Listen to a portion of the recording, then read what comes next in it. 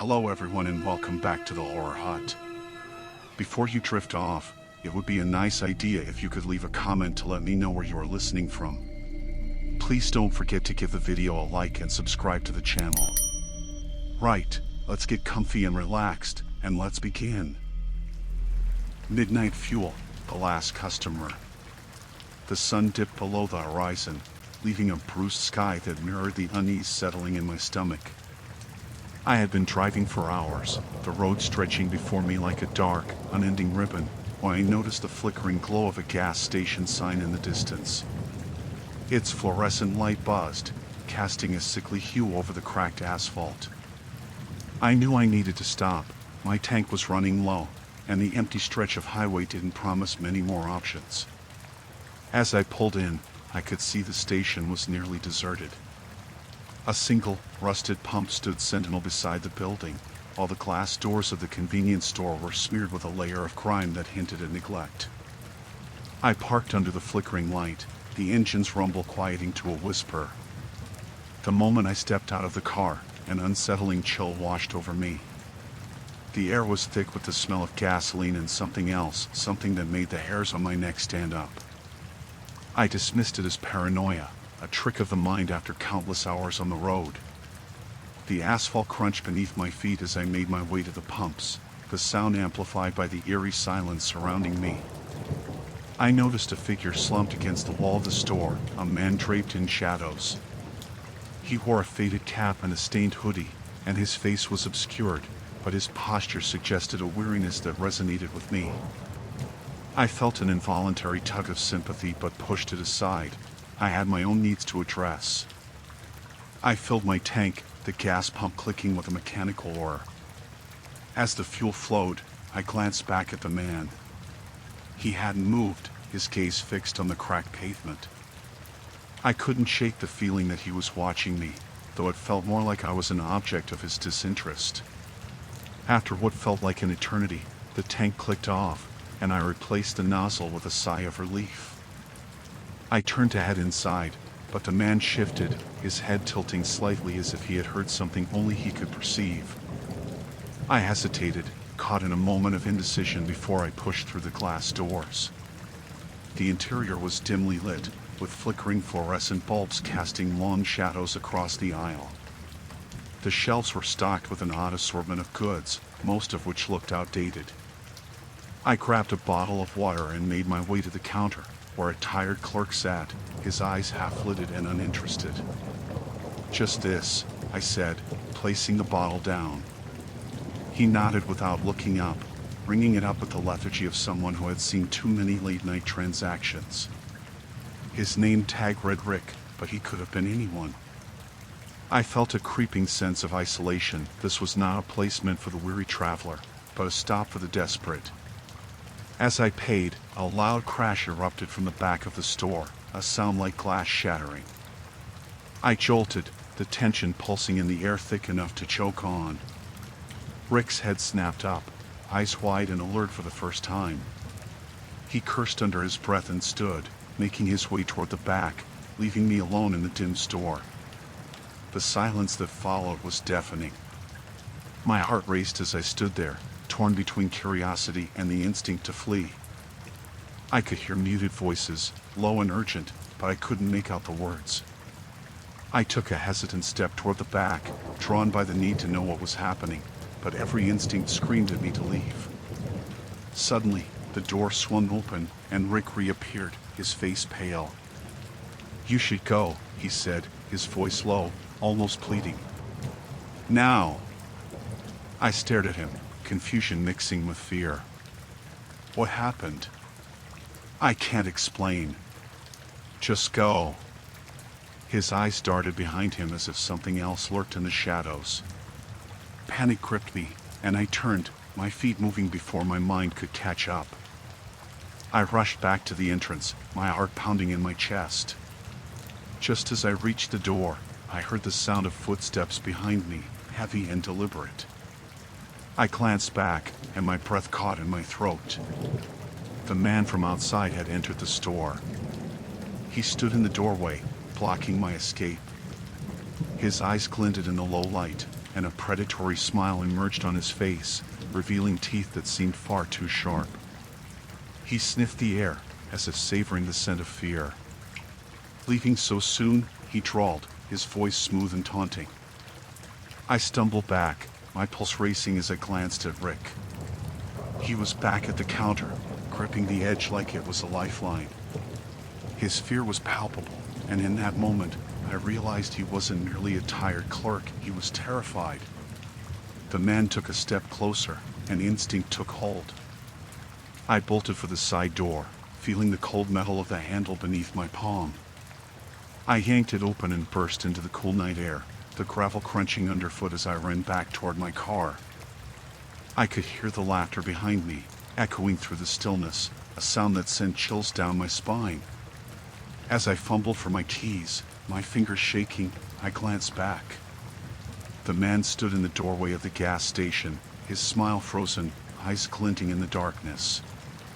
It felt like an omen, a warning that I had stumbled into something far more sinister than a simple gas stop.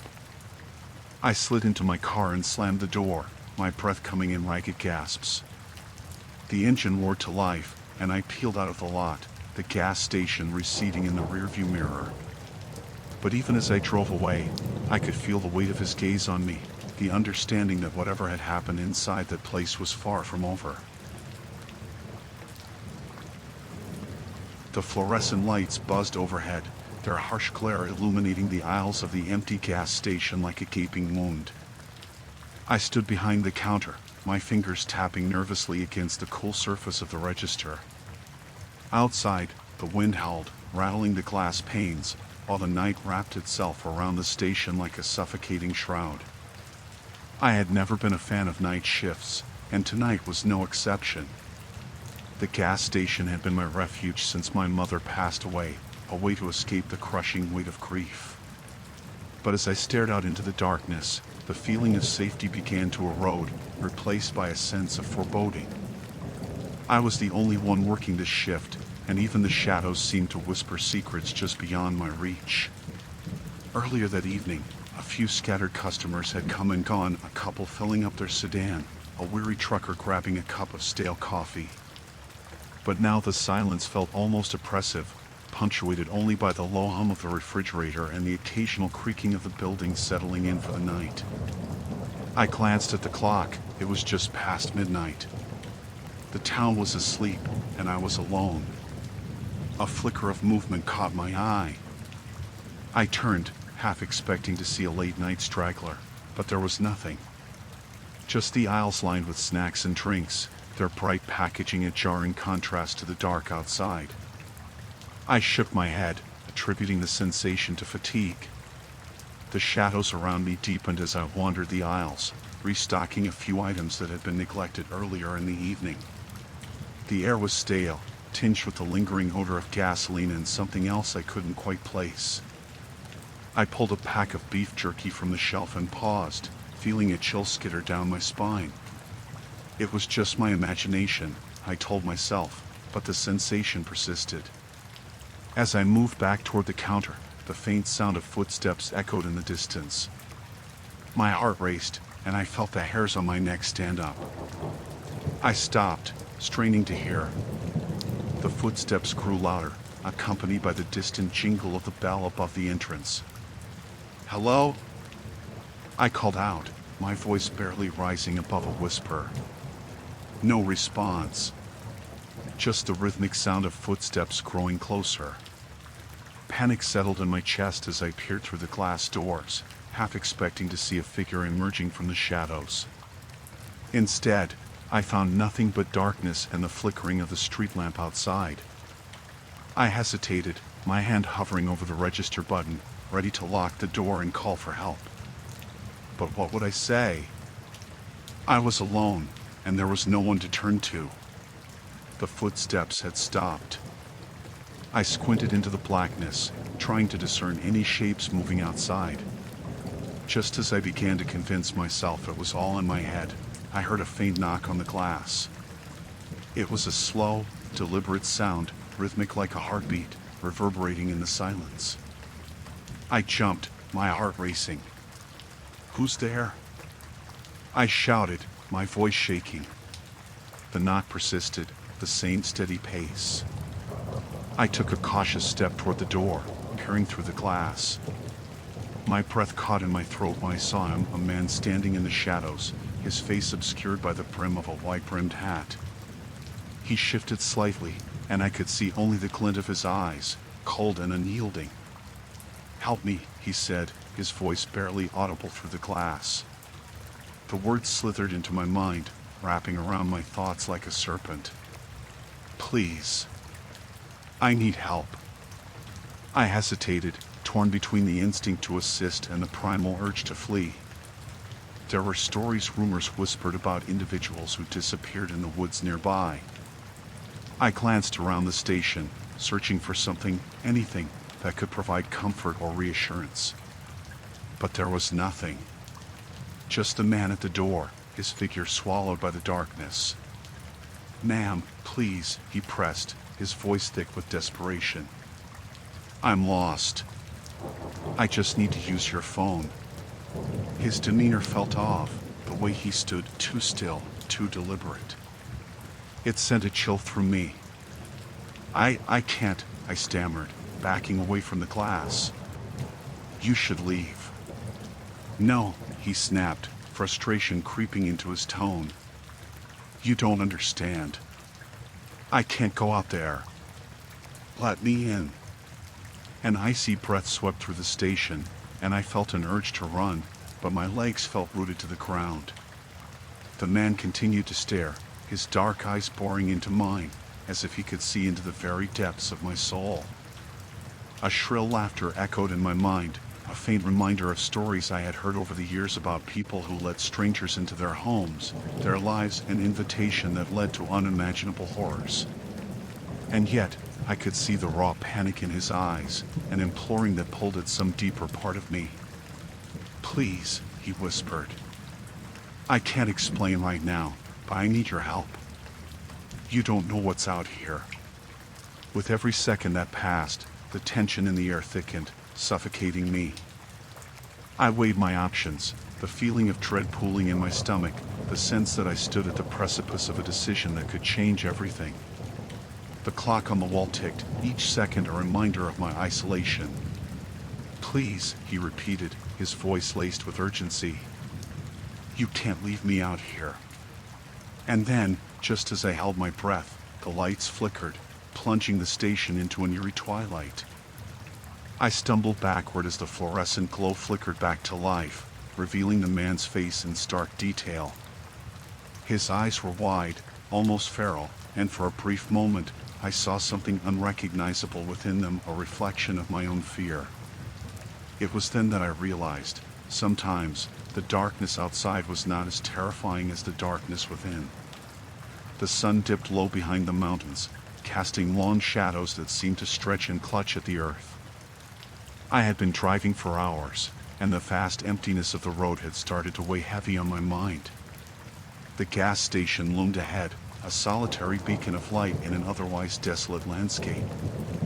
Its neon sign buzzed and flickered, casting a sickly green glow that felt more like an omen than a welcome. As I pulled in, the gravel crunched beneath the tires like brittle bones. I stepped out, the cool air wrapping around me, contrasting sharply with the stuffy heat of the car. The station was old, its paint peeling and faded, but it stood defiantly against the encroaching night. A flickering fluorescent light buzzed near the entrance, and I could see the outline of an attendant through the smeared glass of the front door. I walked toward the entrance, the sound of my footsteps echoing in the cavernous stillness. Just as I reached for the handle, I hesitated. There was something about the place, an unsettling sensation prickling at the back of my neck. Shaking the feeling off, I pushed the door open, the bell above it tinkling like a warning. Inside, the air was thick with the smell of gasoline and stale coffee. The fluorescent lights hummed overhead, illuminating the rows of snacks and drinks that lined the walls. An old radio played softly in the background, a static-laden tune that felt oddly out of place. The attendant, a middle-aged man with a scraggly beard and tired eyes, looked up from behind the counter. He didn't smile, He just regarded me with an expression that seemed to gauge my worth. "Evening," I said, trying to sound casual. My voice echoed a bit too loud in the stillness. "Evening," he replied, his tone flat. I walked over to the gas pumps, filling my car's tank while keeping an eye on the attendant through the corner of my eye. He shuffled through some papers on the counter, his brow furrowed in concentration. I tried to dismiss the dread creeping into my stomach, focusing instead on the rhythmic click of the gas nozzle. Once I finished, I stepped back inside, the door swinging shut with a creak that felt ominous in the silence. The attendant had turned his attention to a small television mounted in the corner, a flickering image of a local news broadcast filling the air with a dissonant backdrop to the quiet. "Any news on the recent disappearances?" I asked, half joking. The attendant's eyes flicked to me, an unreadable expression crossing his face. "You don't want to know about that," he said, his voice low and gravelly. "I think I would." I leaned against the counter, feeling a strange urgency to engage him further. He sighed, as if the weight of the world rested on his shoulders. "It's not just talk. A couple of folks have gone missing in these parts, and the police aren't saying much." "Missing? Like, disappeared?" "Yeah. Last seen near the old campsite, folks say it's cursed." He tapped a finger on the counter, the sound echoing in the quiet room. "You came out here for the sights?" I shrugged, attempting to downplay my discomfort. "Just passing through. Figured I'd stop for gas and maybe stretch my legs." The attendant stared at me, his eyes calculating. "You should keep moving. This place isn't safe after dark." I could feel the hairs on the back of my neck standing erect. "How many disappearances have there been?" "3 in the last month. They all vanished near the old campsite, just like I said." A chill ran through me, the thought of those lost souls weighing heavily in the air between us. "What do you mean by cursed?" He leaned in slightly, lowering his voice as if afraid someone would overhear. "They say there's a family out there, living in the woods. They don't like visitors. The last guy they found, well, he wasn't right." His mind had gone, raving about shadows and whispers. The flickering television caught my gaze, and I suddenly felt trapped in the atmosphere of the station, the walls closing in. "What does that mean?" "Just what I said. Best to keep your distance from places like that. You got a camping spot lined up?" I hesitated, the thought of a quiet night under the stars suddenly feeling less inviting. I was thinking about it, but maybe I should reconsider. "Yeah, you should." He straightened up, the conversation clearly over for him. "You need anything else?" I shook my head, the unease settling deeper in my bones. "Just the gas." As I paid the man, I couldn't shake the feeling that he was watching me too closely, his gaze piercing as if he could see my very thoughts. I grabbed my change and stepped out of the gas station, the door closing behind me with a finality that sent a shiver down my spine. Once outside, I took a deep breath, trying to clear my mind. The shadows were growing longer, the last remnants of daylight slipping away. I got into my car, the engine rumbling to life as I glanced in the rearview mirror. The attendant stood at the door, arms crossed, watching as I pulled away. I decided against heading toward the campsite. There was something off about the gas station, something that felt darker and more sinister than just an old structure in the middle of nowhere. As I drove away, the landscape darkened around me, the trees leaning in like a gathering storm. Fingers of fear curled around my heart as the road stretched ahead, the weight of the unknown pressing in. I had to keep moving, had to escape whatever curse clung to that gas station. But deep down, I knew I would never forget those whispered warnings or the haunted look in the attendant's eyes. I pressed down harder on the gas pedal, desperate to leave the shadows behind, but the darkness of the night was relentless, looming just beyond the horizon. I had hoped that the gas station would be a mere inconvenience, an unremarkable pit stop on my journey. It loomed ahead like a specter, stark against the fading light of the day. The paint chipped and peeling, windows streaked with grime. It resembled a relic from a forgotten time, the kind of place where nightmares lingered just out of sight. There was no other choice. My tank was nearly empty, and I had no idea how far the next station lay along the winding back roads. The bell above the door jingled hesitantly as I entered. The air inside was still, thick with the musty smell of old rubber and gasoline. An old man stood behind the counter, his face obscured by the dim light that barely illuminated the room.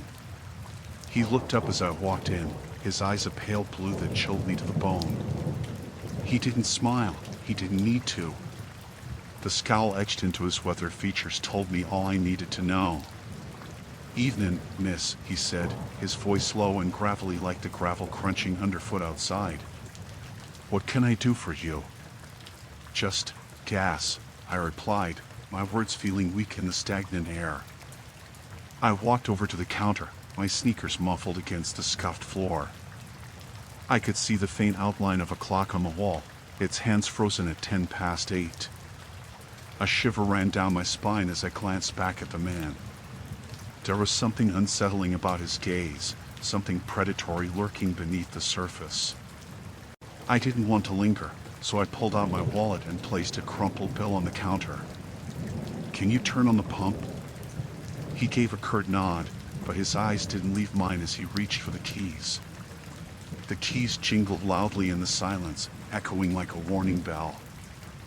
I stepped outside, the chill of the evening air hitting me like a slap, and made my way to the pump, trying to shake off the feeling that I was being watched. As the fuel flowed into my tank, I glanced around the lot. A rusty pickup truck sat in the far corner, its tires bald and caked with mud. A few scattered cans of soda glimmered in the neon light of the vending machine, but there was no one else in sight. The emptiness nodded me, the silence amplifying the soft hiss of the gasoline pouring in. I tried to focus on the task at hand, but my thoughts drifted back to the man inside. The way he had looked at me, a flash of something dark and unsettling crossing his features. It was as if he knew more than he let on, as if he could sense the fear swirling in my gut, the anxiety that had followed me since I left home. A chill crept up my spine. I needed to get out of here. I finished fueling and hurried back inside, my heart pounding. The old man was still at the counter, now fiddling with an ancient radio. Static crackled harshly, the sound unsettling in the otherwise dead air. I approached him, a knot of unease tightening in my stomach. "How much do I owe you?" $20, he said without looking up. I handed him the cash, eager to leave. But as he counted the money, he glanced up suddenly, his face twisted into a grimace that sent a jolt of fear through me. "You don't want to be out here at night, miss," he warned, his voice low and deliberate. "Things can happen. Things you don't see coming." I forced a smile, trying to brush off his words, but my skin prickled under the weight of his gaze. "I'll be fine," I replied, my voice wavering slightly. "I have to get going." "Suit yourself," he said, the slightest hint of a smile creeping onto his lips. "Just keep your eyes open." I grabbed my keys and hurried for the door, a sense of urgency propelling me forward. As I stepped outside, the cold air enveloped me, the shadows stretching unnaturally across the pavement. My car sat waiting, a beacon of safety in the sprawling darkness. I fumbled with the keys, my hand shaking, the heavy feeling in my gut only intensifying. Suddenly, a low growl broke through the silence. I froze, heart racing. I turned toward the sound, my breath hitching in my throat. From behind the gas station, a large dog emerged, its eyes glinting in the dim light. It approached slowly, its hackles raised, baring its teeth in a menacing snarl. I backed away instinctively, my eyes darting to the entrance behind me. Just as I turned to retreat, the door swung open, and the old man stepped out, his expression unreadable. Now, don't be scared, he said, his tone deceptively calm. Rex won't hurt you if you leave him be. I took a step back, my pulse racing. I just want to leave, I stammered, glancing between the man and the dog, which was now circling me like a predator sizing up its prey. Sure you do, he said, his voice dripping with a sinister edge. But sometimes, it's not that easy. Panic surged within me as I realized I had underestimated the situation. This place was more than just an old gas station, it was a trap. The old man had been watching, waiting, and now he had his prize right in front of him. My instinct screamed at me to run, but the dog blocked my path, jaws snapping in warning. Let me go! I shouted, desperation clawing at my throat. The old man chuckled softly, the sound echoing in the night. Oh, you'll go, all right.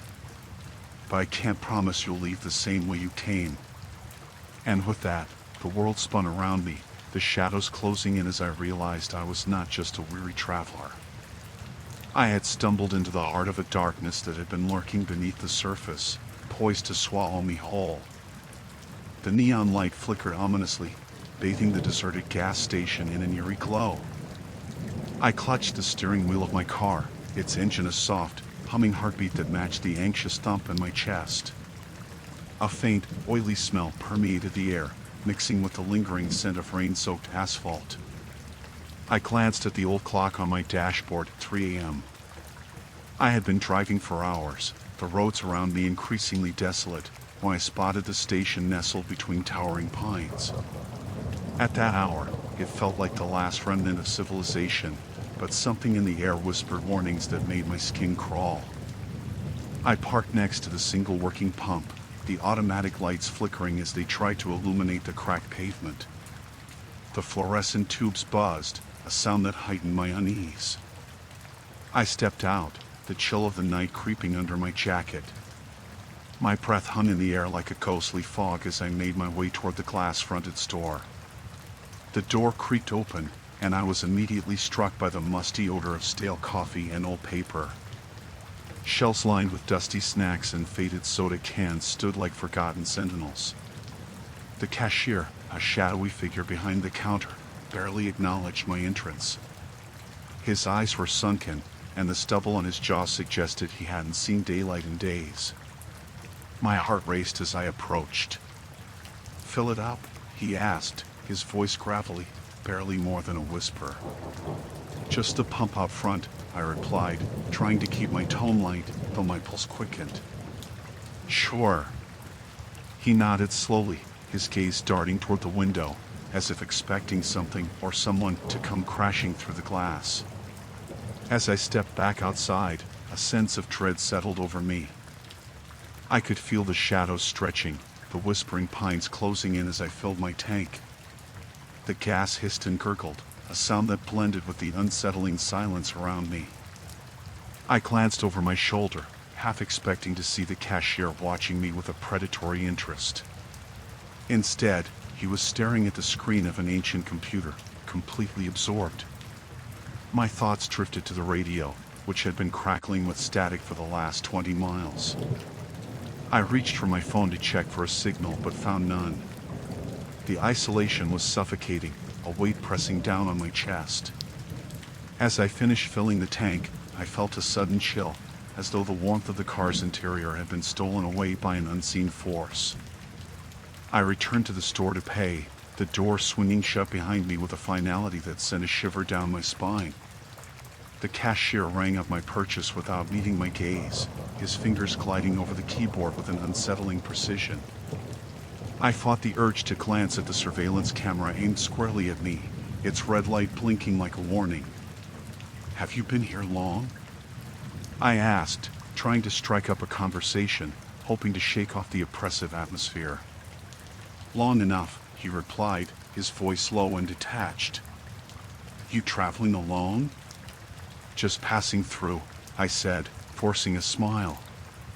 He shifted slightly, leaning forward as if sharing a secret. "People don't come here for the gas. They come for the quiet." His eyes narrowed, a glimmer of something dark flickering in their depths. I felt a knot tighten in my stomach. What do you mean? Sometimes the quiet speaks back. He leaned back, a grin spreading across his face that didn't quite reach his eyes. I grabbed my change, my hand brushing against his as I took the coins. The contact sent a jolt of unease through me, and I stepped back, trying to shake off the sensation. Thanks, I muttered, retreating toward the door. Just as I reached for the handle, the lights in the store flickered, momentarily plunging me into darkness. A chill spread through the air, and a low rumble echoed outside. I could feel the cashier's gaze burning into my back. I hesitated, glancing back as he stood in the dim light, a silhouette against the flickering glow. You might want to hurry, he called out, his voice laced with an unsettling urgency. Sometimes the quiet gets hungry. I didn't need to be told twice. I pushed through the door and sprinted to my car, fumbling with the key in the ignition. The engine sputtered before roaring to life, and I slammed the gear into drive, my tires screeching against the pavement. As I tore away from the gas station, I caught a glimpse of the cashier in the rearview mirror, standing at the entrance, watching me with an expression that twisted my stomach. The neon light flickered behind him, casting eerie shadows that danced like phantoms. I drove fast, the trees blurring together, but the claustrophobic feeling clung to me, tightening my chest. There was a weight in the air that felt suffocating, as though darkness had seeped into the very fabric of reality. I couldn't shake the feeling that I was being followed, that the stillness of the night was alive with unseen eyes watching my every move. The road stretched endlessly ahead, but I didn't allow myself to relax. The gas station was behind me, but I knew I could never escape the memory of that moment, the cashier's knowing look and his chilling words wrapped around me like a shroud. I was still trapped, ensnared in something much larger than myself, and as I drove into the darkness, the quiet began to whisper my name. The sun dipped below the horizon, leaving streaks of blood red and bruised purple draped across the sky. I had thought my nightmares would fade with the light, but that was before I parked my car at the shabby gas station on the outskirts of town. The place looked like it had weathered one storm too many, its neon sign flickering inconsistently, as if fighting against the encroaching night. The sound of gravel crunching beneath my shoes was loud in the silence, amplifying the unsettling isolation that surrounded the gas station. I took a deep breath, trying to shake off the sense of unease that had settled over me since leaving my house. The remnants of my last encounter still haunted me. I pushed through the glass door, letting the faint chime of a bell announce my presence. Inside, the fluorescent lights buzzed overhead, casting a sickly glow over the shelves lined with dusty snacks and expired sodas. The air smelled stale, a mixture of old coffee and something I couldn't quite identify. A man stood behind the register, his face hidden beneath the shadow of a baseball cap. He barely glanced up as I approached, his fingers tapping rhythmically against a yellow newspaper spread out on the counter.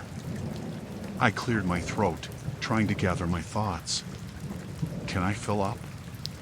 I gestured toward the pumps outside. Yeah, he muttered, still not looking at me. Out back. I nodded and wandered toward the door, the unease twisting tighter in my gut. I filled the tank, the click of the nozzle drowning out the quiet of the surrounding night. As I stood there, an inexplicable chill swept through me, like a whispering warning. I glanced up to find the clerk watching me from the window, his expression unreadable. Finishing up, I returned to the store, hoping to grab a quick drink before hitting the road again. The man was still focused on the newspaper, his face obscured by shadows, but I noticed a thick, dark stain running across the page. I tried not to look too closely as I approached the coolers at the back.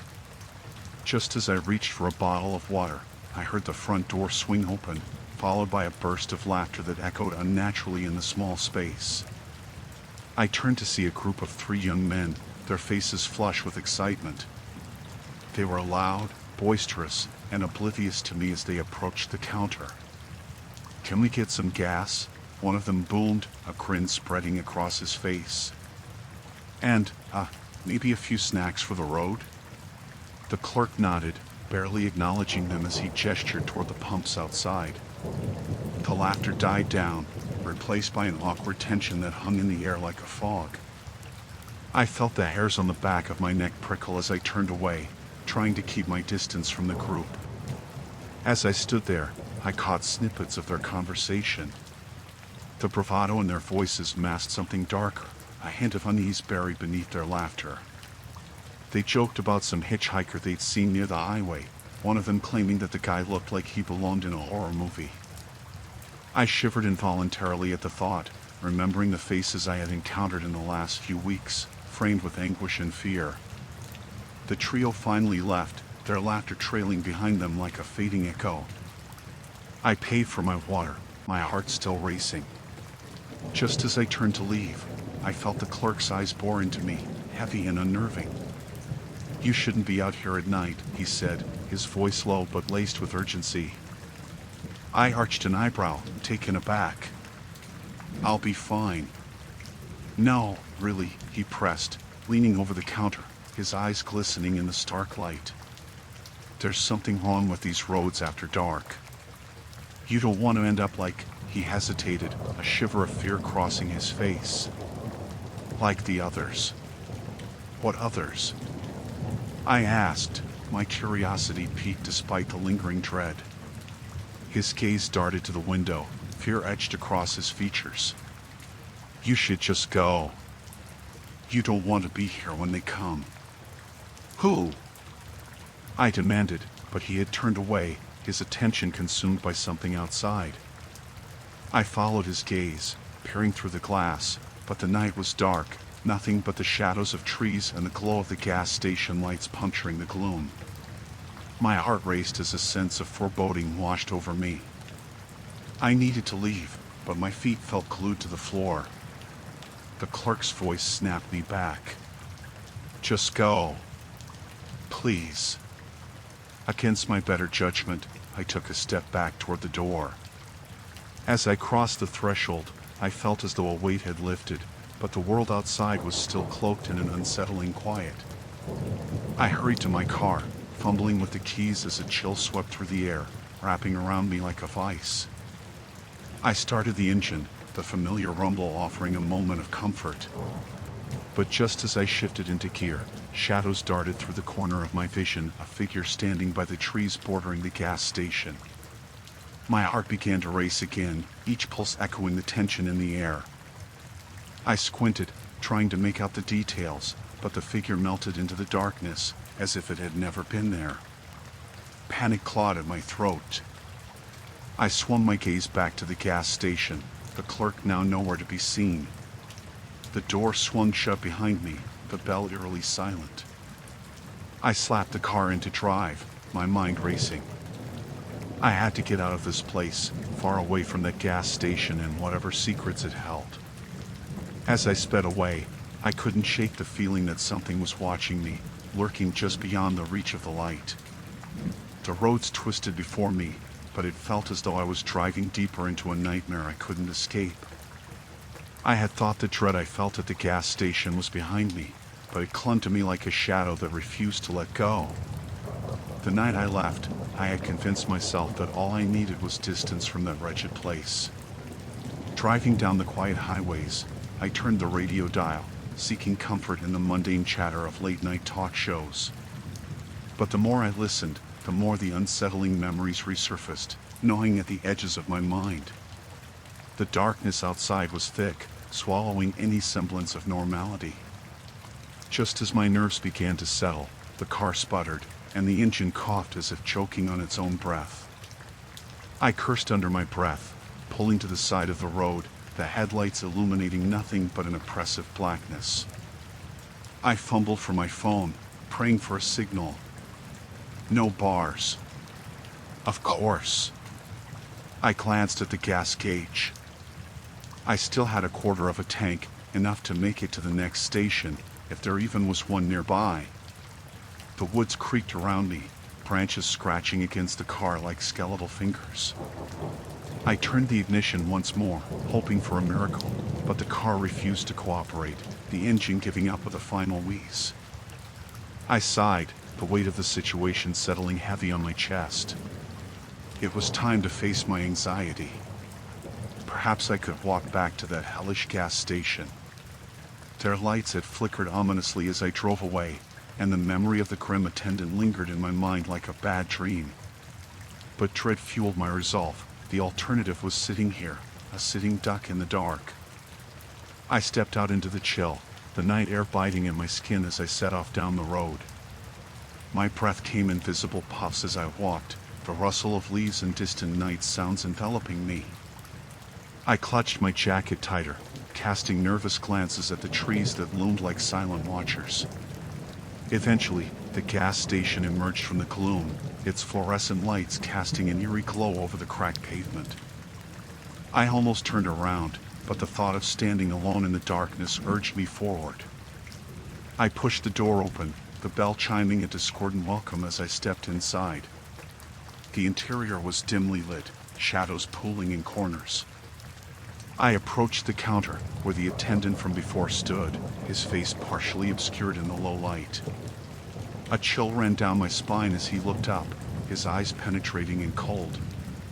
"Back again," he said, his voice a gravelly whisper that sent shivers through me. I forced a smile, trying to sound casual. "My car broke down. I need some help." My words came out more pleading than I intended.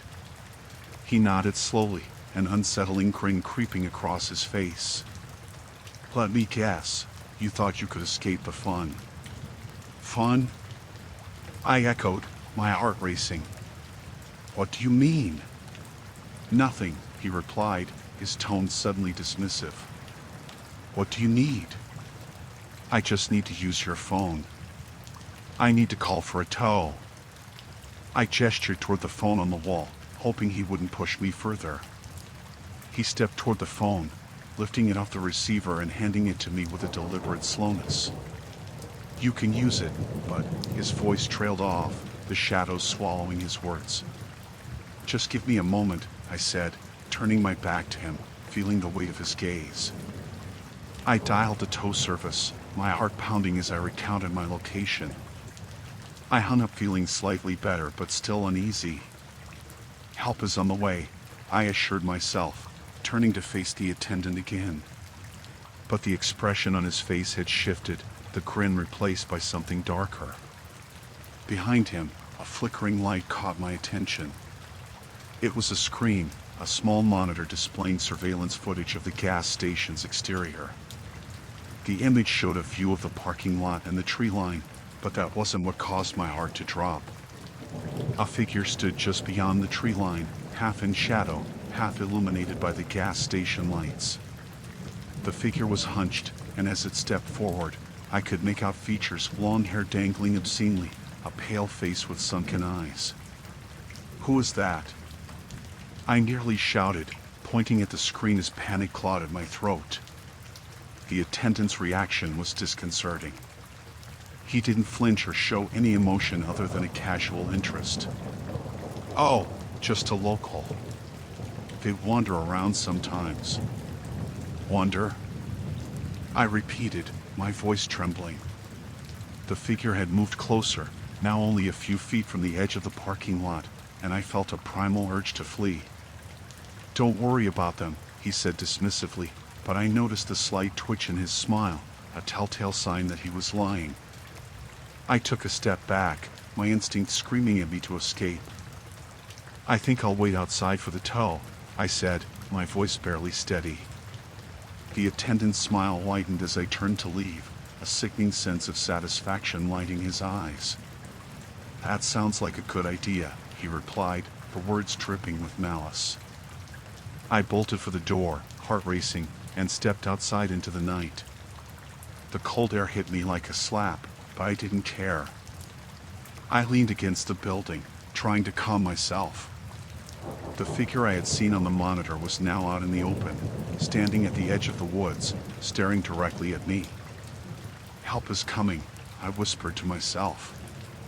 But as I watched, the figure began to lurch forward, not walking but moving in a jerky, unnatural way. My breath caught in my throat, and before I could think, I turned and ran, far away from the gas station and the horrors that awaited within. I didn't look back, not once, as fear propelled me into the night. The only sound echoing behind me was the laughter of the attendant, mingling with the rustling leaves, an eerie serenade under the unknowable stars. The wind howled like a banshee as I stood outside the gas station, the flickering neon sign casting an eerie glow over the cracked pavement. Fat raindrops splattered against my jacket, each one a reminder of the oppressive night hanging heavy overhead. I had been driving for hours, the road stretching out before me like a serpent, but the events of last week still haunted me. Every shadow felt malicious, every sound a potential threat. Somehow, I had found myself here, at this forsaken pit stop in the middle of nowhere. Inside, the fluorescent lights buzzed, flickering just like the sign outside. The overwhelming scent of stale coffee and cheap air fresheners mingled unpleasantly, making my stomach churn. I rubbed my hands together, hoping to ward off the damp chill that seemed to seep into my bones. The gas station attendant, a wiry man with deep-set eyes and an unkempt beard, glanced up from behind the counter, his expression unreadable. "Evening," he said, his voice gravelly. "Just filling up," I replied, trying to sound casual as I approached the register. I didn't want to linger, the hairs on the back of my neck prickled with unease. "Paying cash or card?" he asked, tapping his fingers absently on the countertop. I fished out my wallet, avoiding the strange glint in his gaze. I went back outside to pump gas, the sound of the nozzle slurping the fuel into my car a disjointed rhythm against the desolate backdrop. I glanced around, my heart racing as I scanned the area for any sign of life. The gas station stood alone, surrounded by a sea of trees that seemed to whisper secrets in the wind. A rusted pickup truck sat hunched at the far end of the lot, its owner nowhere in sight. As I filled the tank, I couldn't shake the feeling of being watched. I turned, half expecting to see someone lurking in the shadows, but the lot was empty. The night seemed to stretch endlessly, and I felt time slipping through my fingers, like sand. Just as I was about to return to the safety of my car, I noticed movement by the side of the building. A figure slipped away from the dim light, only to dissolve into the darkness. Anxiety tightened my chest.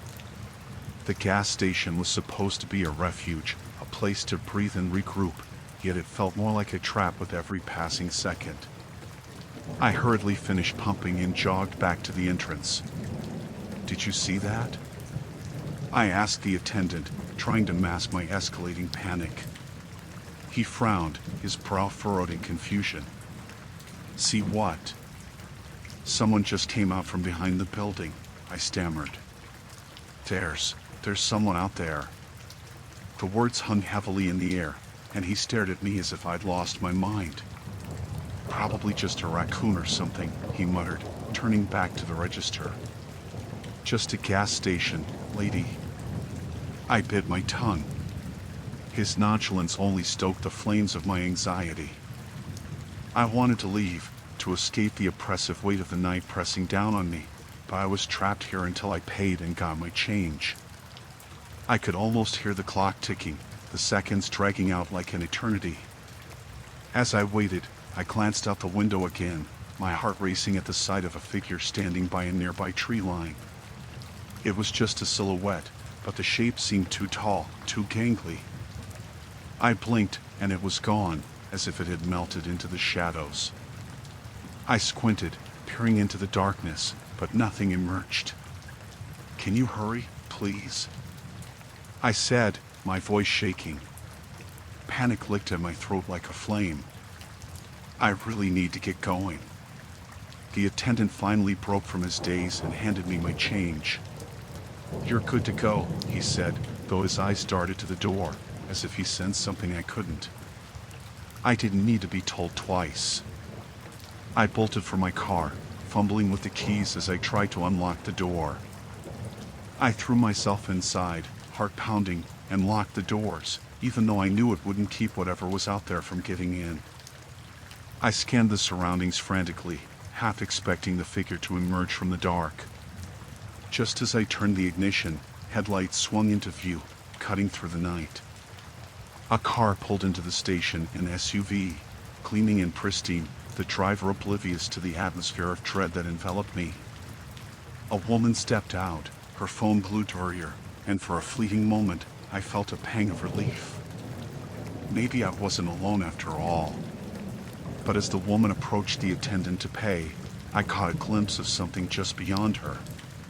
The tall figure re-emerged from the tree line, a grotesque outline against the backdrop of the night. I squinted, my breath hitching in my throat. It was closer now, its features indistinguishable, but the shape was unmistakable: long limbs, a hunched back, and a head that turned at an unnatural angle. I couldn't breathe. Frozen in place, my fingers tightened around the steering wheel, as if it could shield me from whatever horror awaited outside. My instinct screamed at me to drive, to get away from this cursed place, but I was paralyzed, trapped in my own fear. The attendant looked up just then, noticing the figure. His expression shifted from indifference to alarm, and he shouted something, though the words were lost in the rush of my own heartbeat. The woman turned, her laughter abruptly cutting off as she caught sight of the threat looming in the dark. Then chaos erupted. A blood-curdling scream pierced the air, shattering the suffocating silence. The SUV's owner stumbled back, tripping over her own feet as she tried to retreat. My body finally responded, adrenaline surging through my veins as I hit the gas without a second thought. I peeled out of the lot, tires screeching against the asphalt, leaving behind a night filled with terror. In the rearview mirror, I caught one last glimpse of the gas station, the attendant's frantic gestures as a shadow enveloped the woman. I didn't stop to think about the choices I had made, nor the horrors that had unfolded. I drove into the night, the darkness swallowing me whole, my heart still racing as I fled the scene that would haunt me forever. The night was thick with an unsettling silence, the kind that wraps around you like a shroud. I stood outside the isolated gas station, the flickering neon sign casting a sickly hue across the cracked pavement. The gas station, with its peeling paint and rusted pumps, felt more like a relic from a forgotten time than a place for weary travelers. I had been driving for hours, the road stretching endlessly before me, and this place was my only option. But something about it tugged at my instincts, a whisper in the back of my mind telling me to turn back. I pushed the door open, the bell above it chiming with an eerie cheerfulness. Inside, the fluorescent lights buzzed, flickering as if they too sensed the unease hanging in the air. There were no customers, only the shopkeeper, a heavy-set man with a scruffy beard and dark circles under his eyes. He looked up from behind the counter, his gaze probing, as if he could see through the facade I wore. "Evening," he grunted, his voice gravelly. "What can I get for you?" I hesitated, my eyes scanning the shelves lined with snacks that had long passed their sell-by dates. "Just some gas," I replied, my voice steadier than I felt. I moved toward the back of the store where the pumps stood, each one as rusty and decrepit as the last. The dim glow from the overhead lights barely reached the far corners of the lot, casting long shadows that danced like phantoms. I grabbed the nozzle and began to fill my tank, glancing nervously around. The only sound was the rhythmic clank of the pump and the distant howl of wind against the glass. As I waited, I noticed a flicker of movement at the edge of my vision. I turned sharply, but nothing seemed amiss. Just the dark alley beside the station, where a few stray cats darted between the garbage cans. I forced myself to breathe, telling myself it was just my imagination playing tricks on me, heightened by fatigue and too many hours on the road. Once the tank was full, I returned to the store, feeling the weight of the shopkeeper's gaze on me as I approached the counter. He counted my change slowly, his fingers trembling slightly as he dropped the coins into my palm. "Be careful out there," he said, his eyes narrowing. "The roads ain't safe at night." I offered a non-committal nod, intrigued by his warning but too tired to press him for details. I pocketed the coins and turned to leave, the bell jingling as I stepped out into the night. The moment I crossed the threshold, a chill raced down my spine. The alley was quiet now, devoid of the cats. The shadows seemed denser, swallowing the light from the station. I found my car parked under a flickering street lamp, the engine still warm, but a sense of foreboding settled over me. I swung open the door, and that's when I noticed it. A figure loomed at the edge of the station lot, partially obscured by darkness. A silhouette, too still and quiet, watching me. My heart raced, thumping violently against my chest.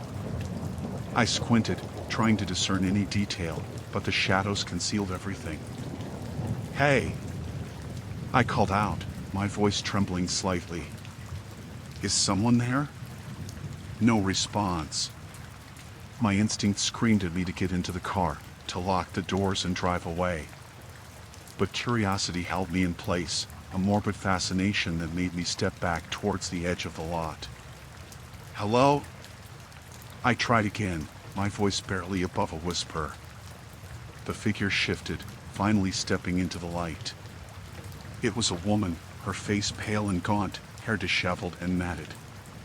She wore a tattered dress, the fabric hanging off her thin frame like a ghostly shroud. Her eyes, wide and hollow, locked onto mine, and I froze. "Help me," she said, her voice barely audible, drowned by the wind. "Please, help me." I took a hesitant step forward. "What's wrong? Are you hurt?" "I can't go back," she pleaded, her hands wringing together. "Please, you have to help me. They're coming for me." My gut twisted at her words. I didn't know whom she meant by they, but the desperation in her voice chilled me to the bone. "Where do you need to go?" I asked, my voice shaking. "Anywhere but here," she replied, glancing over her shoulder, as if expecting something to emerge from the shadows. "They won't stop until they find me." I glanced back at the gas station. The shopkeeper was watching us with an unsettling expression, the shadows obscuring his face in a way that made him look more monster than man. A sudden instinct urged me to back away, to retreat to the safety of my car. But I couldn't leave her there. "Get in," I said abruptly, waving her toward my vehicle. "I'll give you a ride." She hesitated, eyes darting back to the gas station, then to the darkness surrounding us. But with a swift nod, she rushed over and jumped into the passenger seat, her breath coming in frantic gasps. I locked the doors as she sank into the seat, searching her face for signs of safety, but all I saw was fear. "Drive," she urged, her voice trembling. "Please, drive now." I turned the key in the ignition, heart pounding. The engine roared to life, and I backed out of the lot, glancing in the rearview mirror. The shopkeeper stood in the doorway, his expression unreadable as the night swallowed the gas station behind us. As I sped down the dark road, I felt her eyes on me, the weight of her fear palpable in the confined space. "Where are they?" I asked, trying to sound calm. "I don't know," she whispered, her hand shaking in her lap. "But they won't stop until they find me. They never stop." Tension seeped into every inch of the car, wrapping around us like an unseen force. I drove faster, knowing the night held more terrors than I cared to imagine, and I had no idea what we were truly running from. The night stretched before me like a gaping maw, dark and endless. The gas station loomed ahead, a solitary beacon along the desolate stretch of highway, its flickering neon sign casting a sickly glow over the cracked pavement. The rhythmic humming of the old gas pump reverberated in my ears as I parked my car, the dull thud of my heartbeat matching its cadence. I had hoped to make it to the next town before dark, but my tank had other plans. As I stepped out, a rush of cool air washed over me, carrying with it the faint smell of gasoline mixed with something rotten. I hesitated, looking around to see if anyone else was there. The lot was empty except for a rusted pickup truck that seemed to sag under its own weight. The thick shadows cast by the station's plastic awning felt almost alive, pulsating as if they were breathing. The sound of my footsteps echoed against the concrete as I approached the entrance. A bell chimed when I pushed the door open, and I was greeted by the musty smell of stale coffee and old newspapers. An overhead light flickered, buzzing like an angry bee, illuminating the cramped space filled with dusty shelves laden with snacks and drinks. "Hello?" I called out, my voice sounding small against the silence. No answer came. The register was unattended, and an old television mounted in the corner of the room flashed images of a local news report, the volume muted. I caught snippets of the anchor's voice, something about disappearances along this very highway, before the screen fizzled into static. My stomach twisted at the thought. I moved towards the register, my eyes scanning the shelves for anything that might catch my interest. The selection was limited: potato chips, soda, and a few magazines that had seen better days. I was about to walk back to my car when a noise broke through the silence. A low growl emanated from behind the counter. My pulse quickened as I crept closer, peering over the edge to see what lurked there. A dog, mangy and thin, was curled up, its fur patchy and matted. It lifted its head, revealing sunken eyes that regarded me with wary interest. "Hey there, buddy," I whispered, kneeling down slowly. I could almost feel its fear radiating off it. I reached out a hand, but it recoiled, baring yellow teeth. "I'm not here to hurt you." Suddenly, a door behind the counter creaked open, and a figure stepped into view. He was tall, with a grizzled beard and sunken cheeks, wearing a grease-stained shirt that had seen years of hard labor. His eyes narrowed as he took me in, and I felt an inexplicable chill run down my spine. "Can I help you?" His voice was gravelly, as though he hadn't spoken in days. "I just need to fill up my tank," I replied, trying to sound casual despite the unease that settled in my stomach. Sure, he said, though he didn't move. Instead, he studied me, his gaze piercing. "You traveling alone?" I nodded, suddenly feeling the weight of his scrutiny. "Just passing through." He grunted, then motioned for me to follow him outside. The air was heavier now, thick with anticipation. I walked to the pump, trying to ignore the gnawing feeling that I was being watched from every corner. As I began to fill my tank, I glanced back at the man, who had stepped outside, leaning against the wall with an air of impatience. "You know," he said, his voice low, "there have been folks going missing around here." I forced a laugh, but it came out hollow. "Really?" I hadn't heard. "Yeah, can't be too careful, especially at night," he continued, not breaking eye contact. "You never know what might be lurking." I turned back to my car, my heart racing. The glow from the gas pump illuminated my hands, trembling slightly as I tightened my grip. "I'll be on my way soon," I said, trying to dismiss the creeping dread that clawed at my thoughts. "You'll want to keep your doors locked," he added, almost casually, as if he were talking about the weather. "And don't stop until you reach the next town."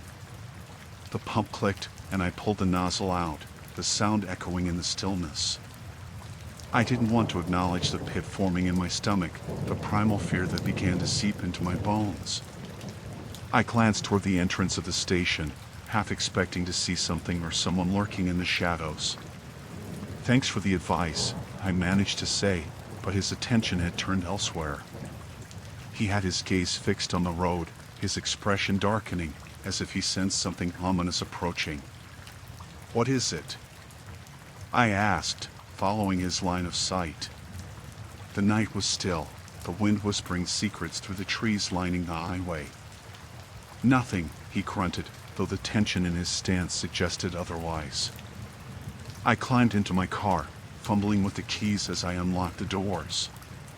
The engine roared to life, a comforting sound against the encroaching darkness. The man stepped closer, his eyes now glinting with something almost predatory. "Just remember," he said, voice low and urgent, Don't trust anyone out here." I nodded, hands shaking on the steering wheel. I didn't want to be here anymore, not with him watching me, not with the shadows closing in.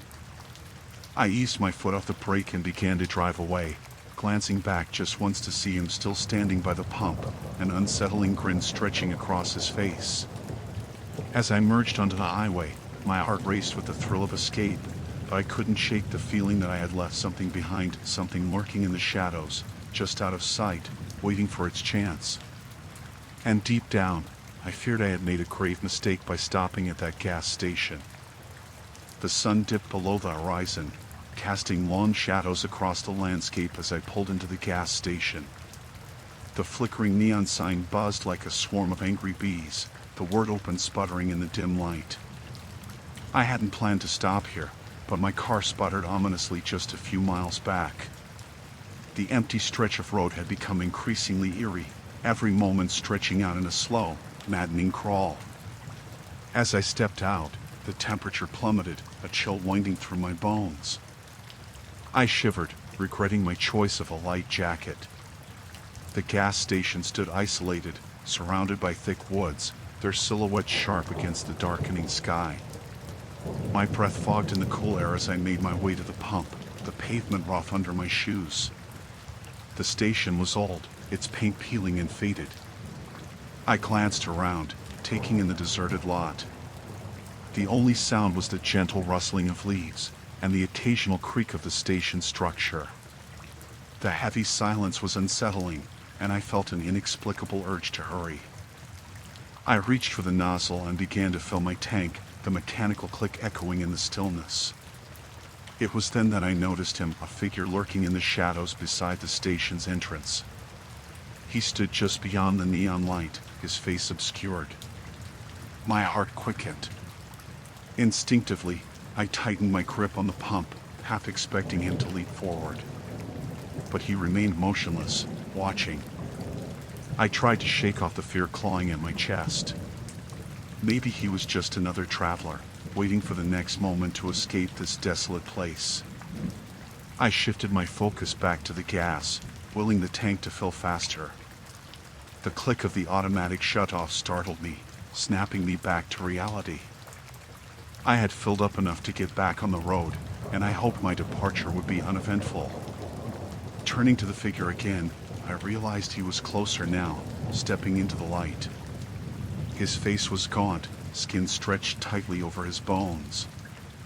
I caught a glimpse of dark eyes that seemed to bore into mine, searching. Panic coursed through me, and without thinking, I began to walk back to my car. "Hey," his voice slithered through the air, raspy and low. "You got a minute?" I hesitated. Something about him felt wrong, like a predator sizing up its prey. I glanced at my car, desperate to get inside, but his gaze held me anchored to the spot. I have to go," I stammered, hoping my tone conveyed a desire for distance. He stepped closer, his movements deliberate. "Just need some help." My car broke down. No signal. No one around for miles. I looked at the gas station, then back at him. "I can't help." "I'm sorry." I turned, desperate to escape, but he stepped into my path. "Listen, I'm not going to hurt you," he said, his voice low and urgent. "But I really need." Before he could finish, another sound broke through the silence. It was a low rumble, a distant growl that echoed like thunder. My eyes darted toward the forest. The shadows deepened, and I felt a prickling unease crawling up my spine. Something wasn't right. "Just let me grab a drink first," I said, desperate for an excuse to move away from him. I hurried toward the entrance, the fluorescent lights flickering above me. The door creaked open, and I stepped inside, the cool air making me shiver again. The interior was just as bleak as the exterior, dusty shelves lined with expired snacks, a single fluorescent bulb casting a sickly glow. I walked to the cooler, pretending to peruse the options while stealing glances back at the door. He remained outside, shifting restlessly. I grabbed a bottle of water and turned to the counter, heart racing. The cashier, an older man with a weary expression, looked up at me. His eyes were dark, shadowed by a brow that seemed to carry the weight of countless late-night shifts. I could see the concern etched on his face as he studied me. "Everything all right?" he asked, his voice low. Just filling the tank," I replied, trying to sound casual. "That guy outside, he's asking for help." "Is he dangerous?" The cashier's expression hardened, and he glanced out the window. "You should leave. Now. He's not safe." A cold knot twisted in my stomach. "What do you mean?" "Just trust me," he warned, his gaze sharp. "You don't know what he's capable of." I felt the urgency of his words and moved toward the door, clutching the water bottle tightly. I needed to get out. But as I reached for the handle, I caught a glimpse of the figure outside. He was watching me, his expression shifting from desperation to something darker. I flung the door open, adrenaline surging. "I have to go," I shouted, taking several steps backward. The figure's eyes narrowed, a sudden flash of anger crossing his face. "Why don't you come over here?" he beckoned, his voice like gravel.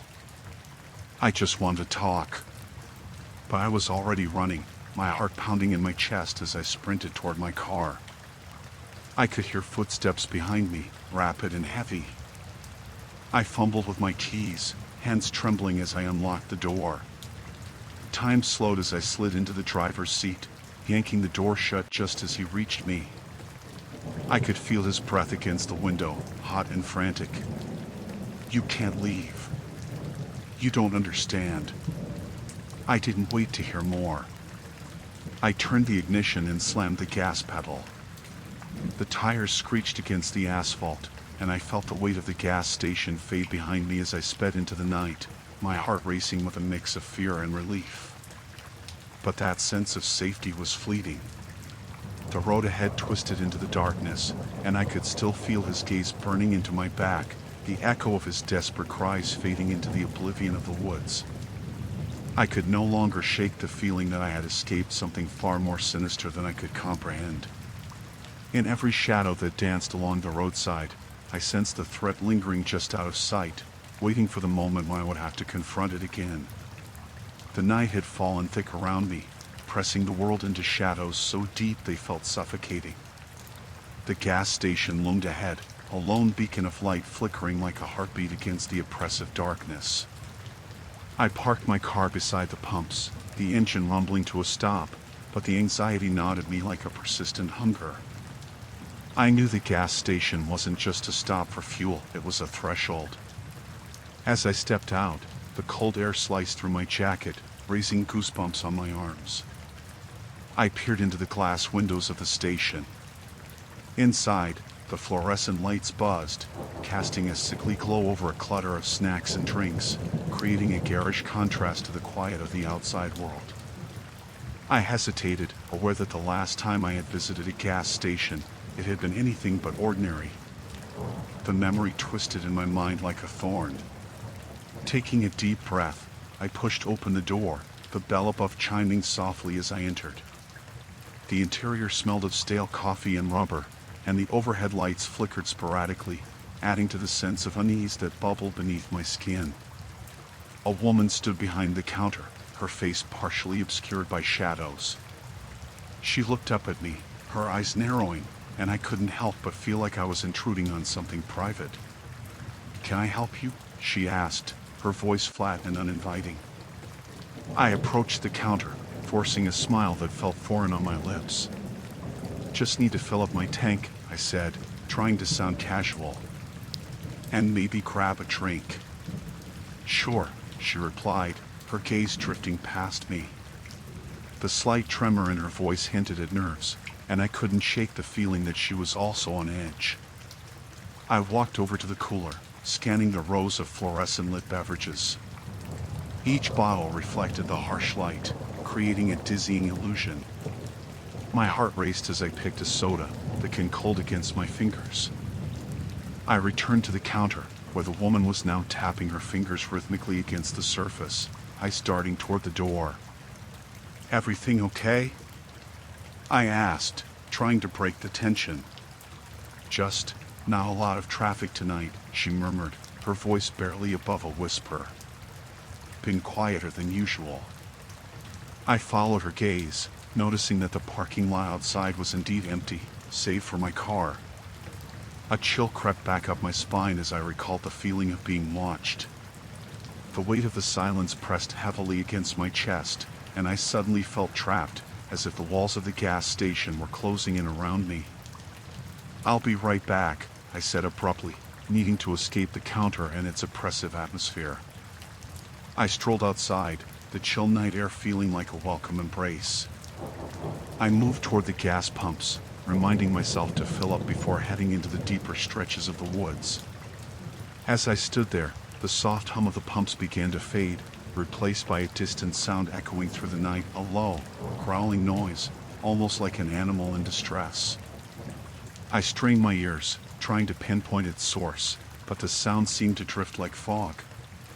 An uneasy feeling curled in my stomach. The gas station stood alone, but the woods surrounding it felt alive, a whispering presence that tugged at the corners of my mind. I hurried back inside, my heart racing, the door slamming behind me as if to shut out whatever lurked beyond. The woman was still behind the counter, her eyes wide now, darting to the door.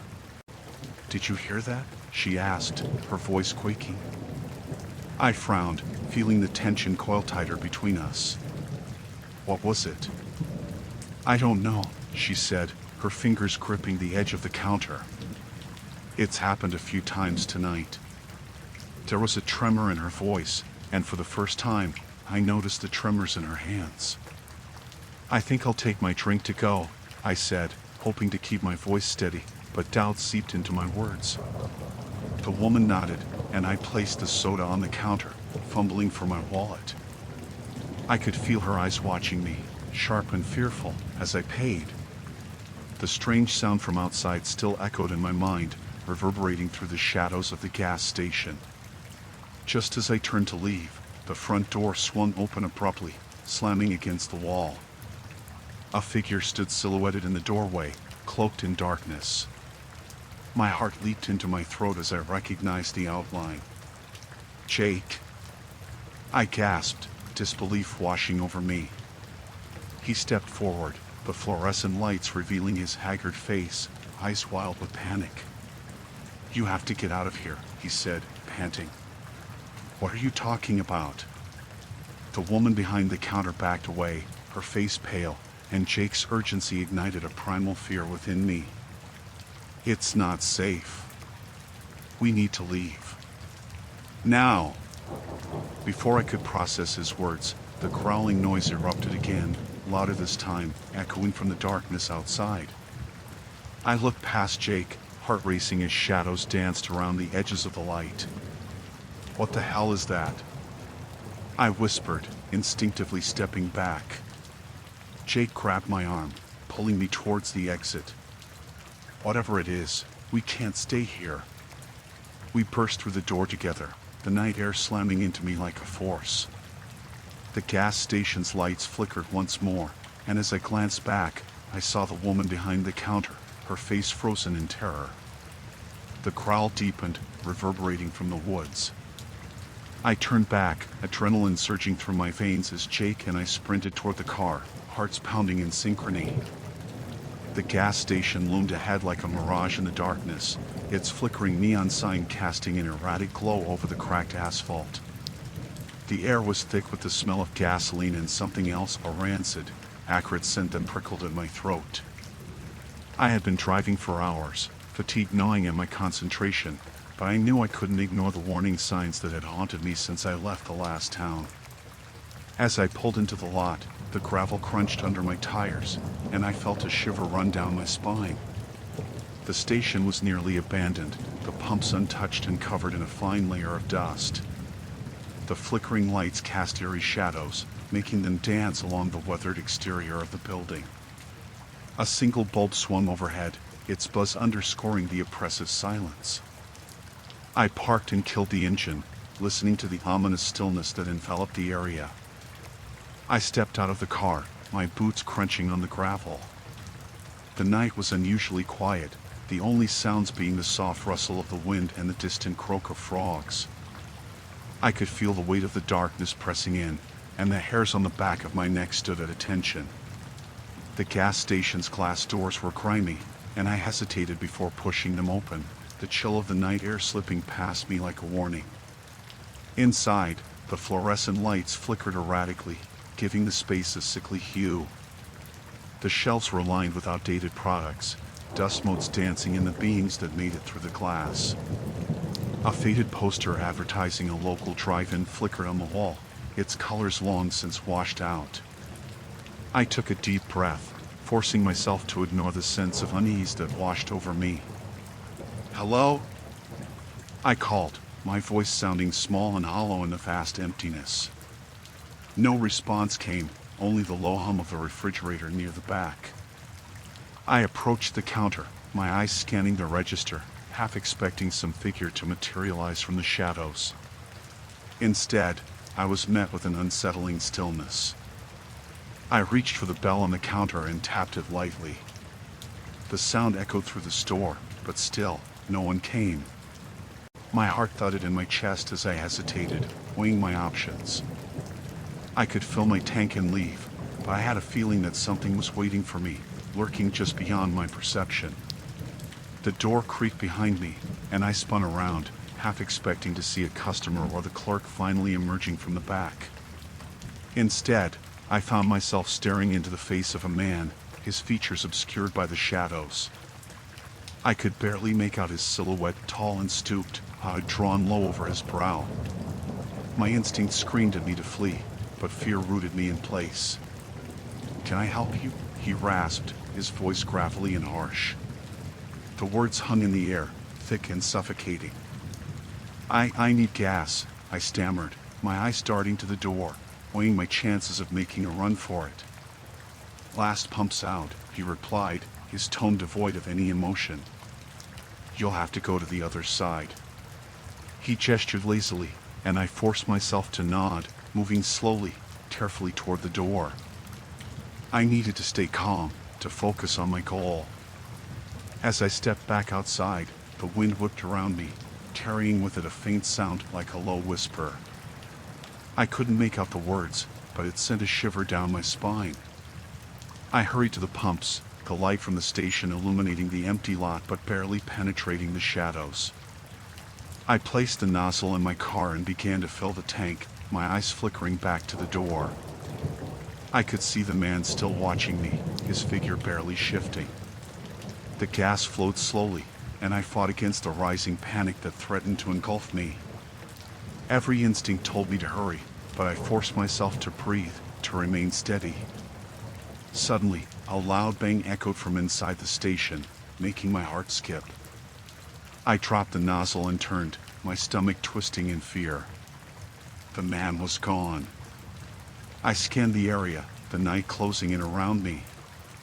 The whispering grew louder, echoing in my mind like a chant. My pulse raced as I started to retreat toward the door. Just as I reached for the handle, a figure emerged from the shadows behind the station, a woman, her face pale and gaunt. She looked disheveled, her clothes tattered and dirty. "Help me," she pleaded, her voice a frantic whisper. "You have to get out of here." Before I could react, I heard a rustling from deeper within the shadows. A low growl reverberated in the night, and my breath caught in my throat.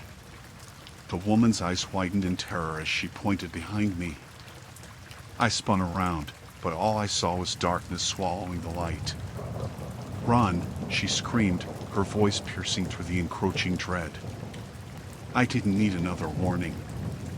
I turned and sprinted toward my car, my heart pounding in my ears. The gas was still pouring, the sound barely registering as I fumbled with the handle. The woman's desperate cries faded behind me, replaced by the guttural growl that grew closer. I threw myself into the driver's seat, slamming the door shut just as I heard a crash behind me. My hands trembled as I fumbled the keys from my pocket, jamming them into the ignition. I turned the key frantically, praying for the engine to roar to life. Finally, it sputtered, then caught. I peeled out of the lot, glancing back in the rearview mirror. The gas station was nothing more than a shadow now, the woman lost to the night. As I sped away, the weight of what I had just witnessed settled heavily upon me, and I knew I wasn't safe yet. The darkness had been waiting, and I could feel its cold breath on my neck. The gas station loomed ahead, a solitary beacon of light amidst the enveloping darkness. My heart raced as I pulled into the gravel lot, the crunch of stones beneath my tires sounding unnaturally loud in the stillness. I had been driving for hours, my mind a jumbled mess of fear and anxiety, and the need for fuel had finally overridden my apprehension. As I stepped out of the car, the cold night air hit me like a slap. The station was old and run down, the flickering fluorescent lights casting an eerie glow over the cracked pavement. It felt as though the shadows were alive, swirling around me with each gust of wind. I hesitated for a moment, scanning the area, half expecting to see someone lurking just out of sight. The long-abandoned diner next door added an oppressive weight to the atmosphere, its windows dark and empty, like soulless eyes watching my every move. I shook off the feeling as I made my way to the station's entrance. The door creaked loudly as I pushed it open, the sound echoing through the cramped space. Inside, the air was thick with the smell of stale coffee and old cigarettes, a potent reminder of the forgotten souls who had once sought refuge here. I approached the counter, where an elderly man stood behind the register, his gray hair unkempt and his eyes shadowed by deep wrinkles. "Evening," he grunted, barely looking up. "Hi," I replied, my voice steadier than I felt. "I need to fill up." He nodded, finally meeting my gaze. There was a strange glint in his eyes, a mix of curiosity and something darker, as if he were appraising me, sizing up the weight of my fears. I stepped outside to the pump, the night closing in around me like a tightening noose. I fumbled with the nozzle, my hands trembling as I worked it into the gas tank. As the gas began to flow, I glanced back at the station. The old man was watching me from the window, his expression inscrutable. I turned my attention back to the pump, but the sound of the gas flowing abruptly stopped. The digital display flickered before it went dark. I cursed under my breath, jiggling the handle. Just my luck. "Need a hand?" came a voice from behind me. I spun around, my heart leaping into my throat. A woman stood there, her long dark hair whipping about her face in the wind. She wore a thick jacket, but her eyes were wide and frantic, as if she had just sprinted from some unseen terror. I'm fine," I stammered, though the tremor in my voice betrayed me. She stepped closer, urgency in her movements. "Please, you have to help me." "He's coming." "Who?" I asked, a shiver creeping down my spine. "The man from the diner. He's dangerous." Her eyes darted to the station, fear radiating from her. "I saw him. I thought I could hide, but he knows I'm here." I felt an icy chill grip my heart. "What do you mean? What happened?" She opened her mouth to respond, but then her gaze fixated on something behind me. I turned, but saw nothing. The night was still, too still, and I felt the weight of the darkness pressing in. "He's here," she whispered, backing away. "Who?" I pressed, but she was already retreating toward the shadows at the edge of the lot, her eyes wide with terror.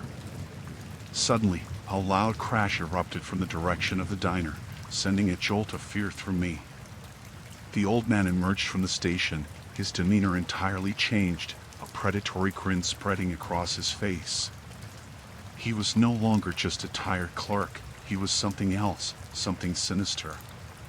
"Don't run," he bellowed, his voice dripping with malevolence.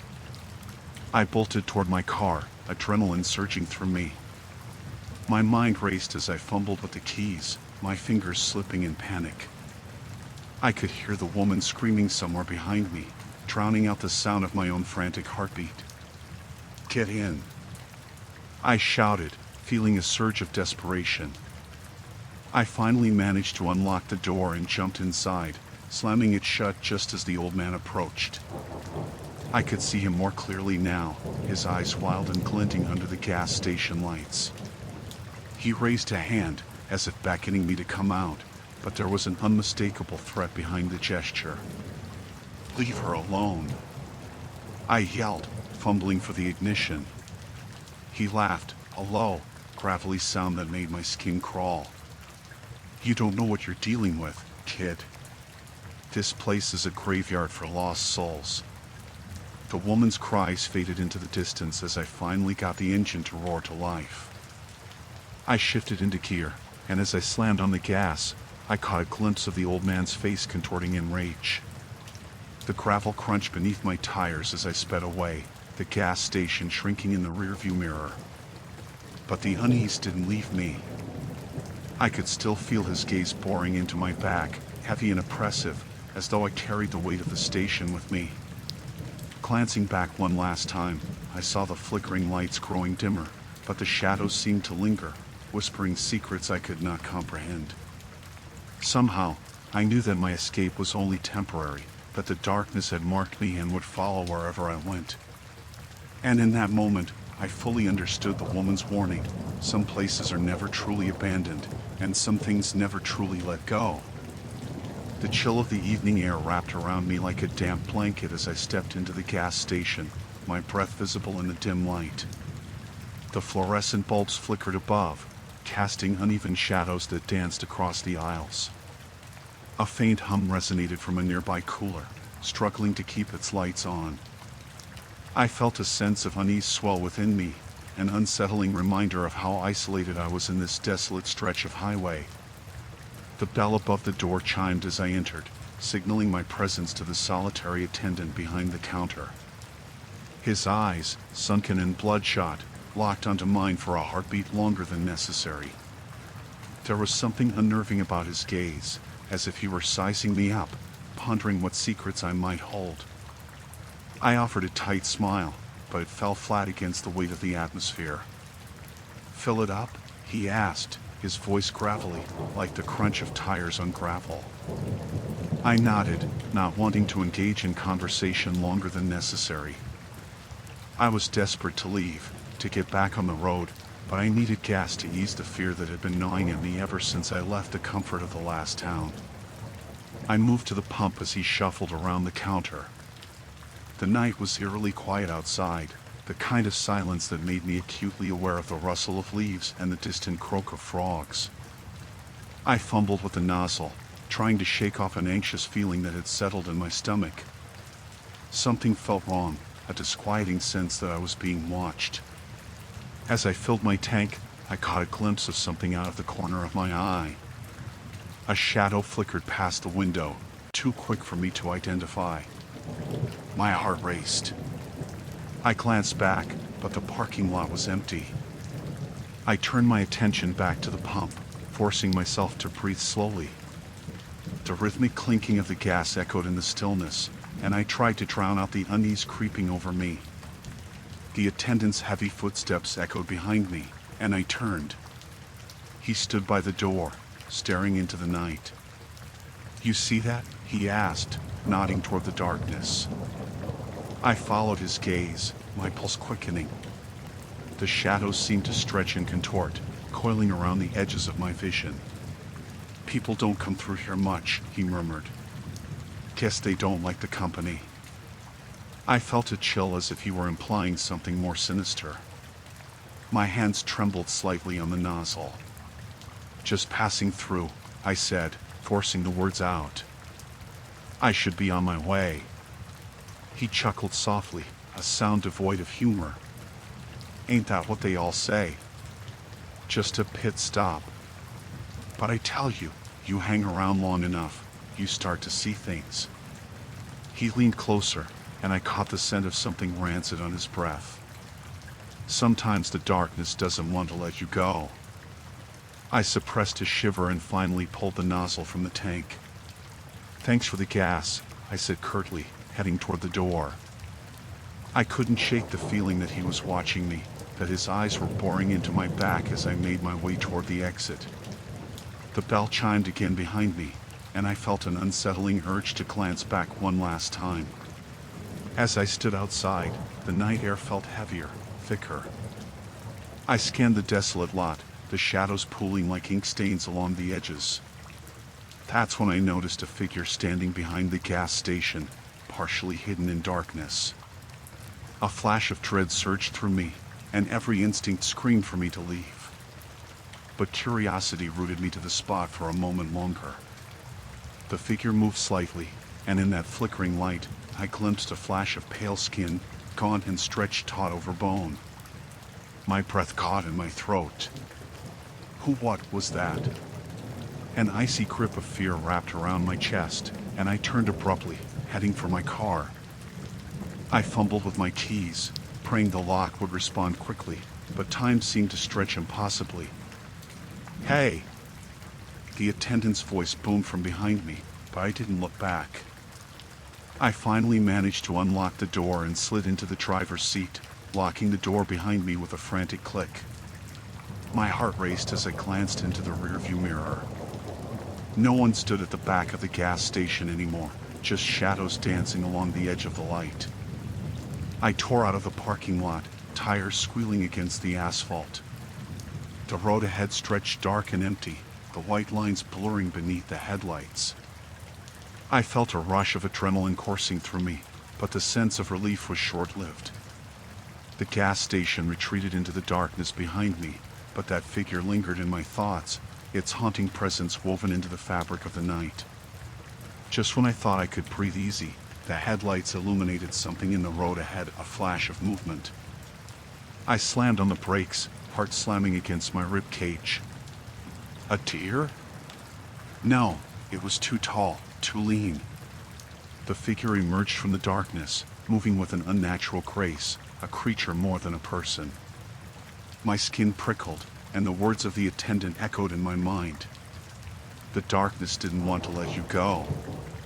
Panic seized me again, and I swerved to avoid it, tires screeching against the pavement. My heart raced as I navigated around the thing. I didn't look back.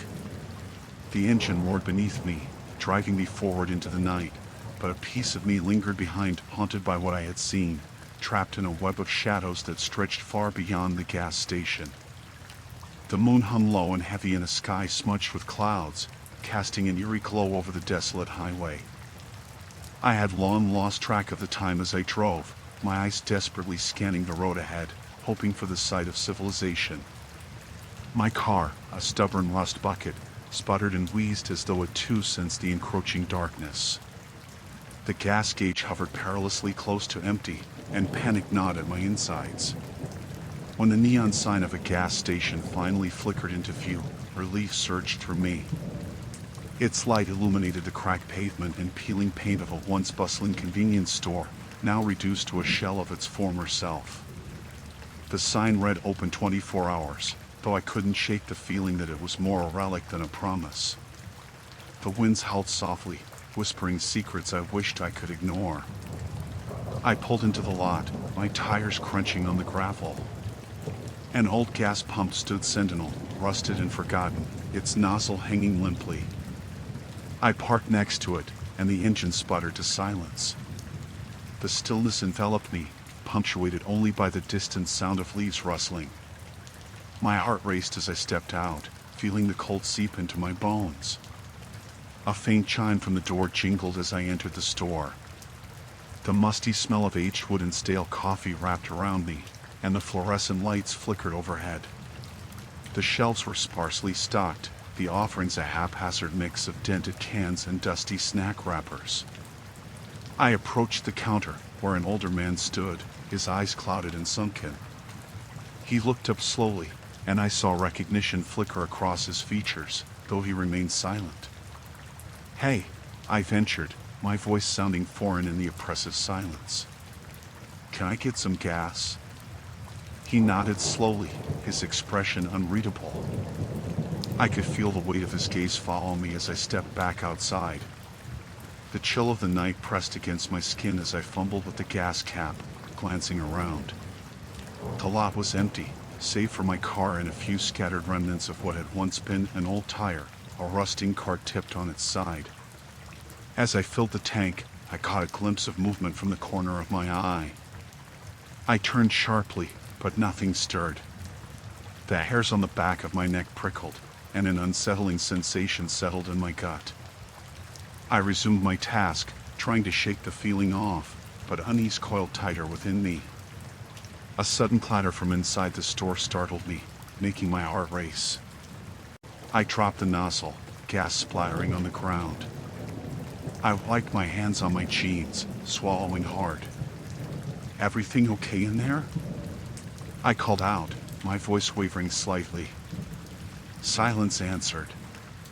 I took a step toward the entrance, curiosity battling with caution. The bell jangled again, but this time it was accompanied by a low thud, like something heavy being dragged. I hesitated, my instinct screaming at me to ignore it and finish filling my tank. Still, the tension lured me back. As I entered, the man was gone. The counter was empty, and the faint sound of shuffling echoed from the back room. The hairs on my arms stood on end. I edged forward, calling out again. "Hello? Is someone there?" No response came, just the ominous shuffle, echoing like footsteps. A pit of dread sank in my stomach, urging me to leave. I turned to go, but the door swung shut behind me with a resounding thump.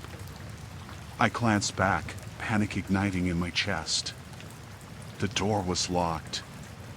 "Let me out!" I shouted, pounding against the glass.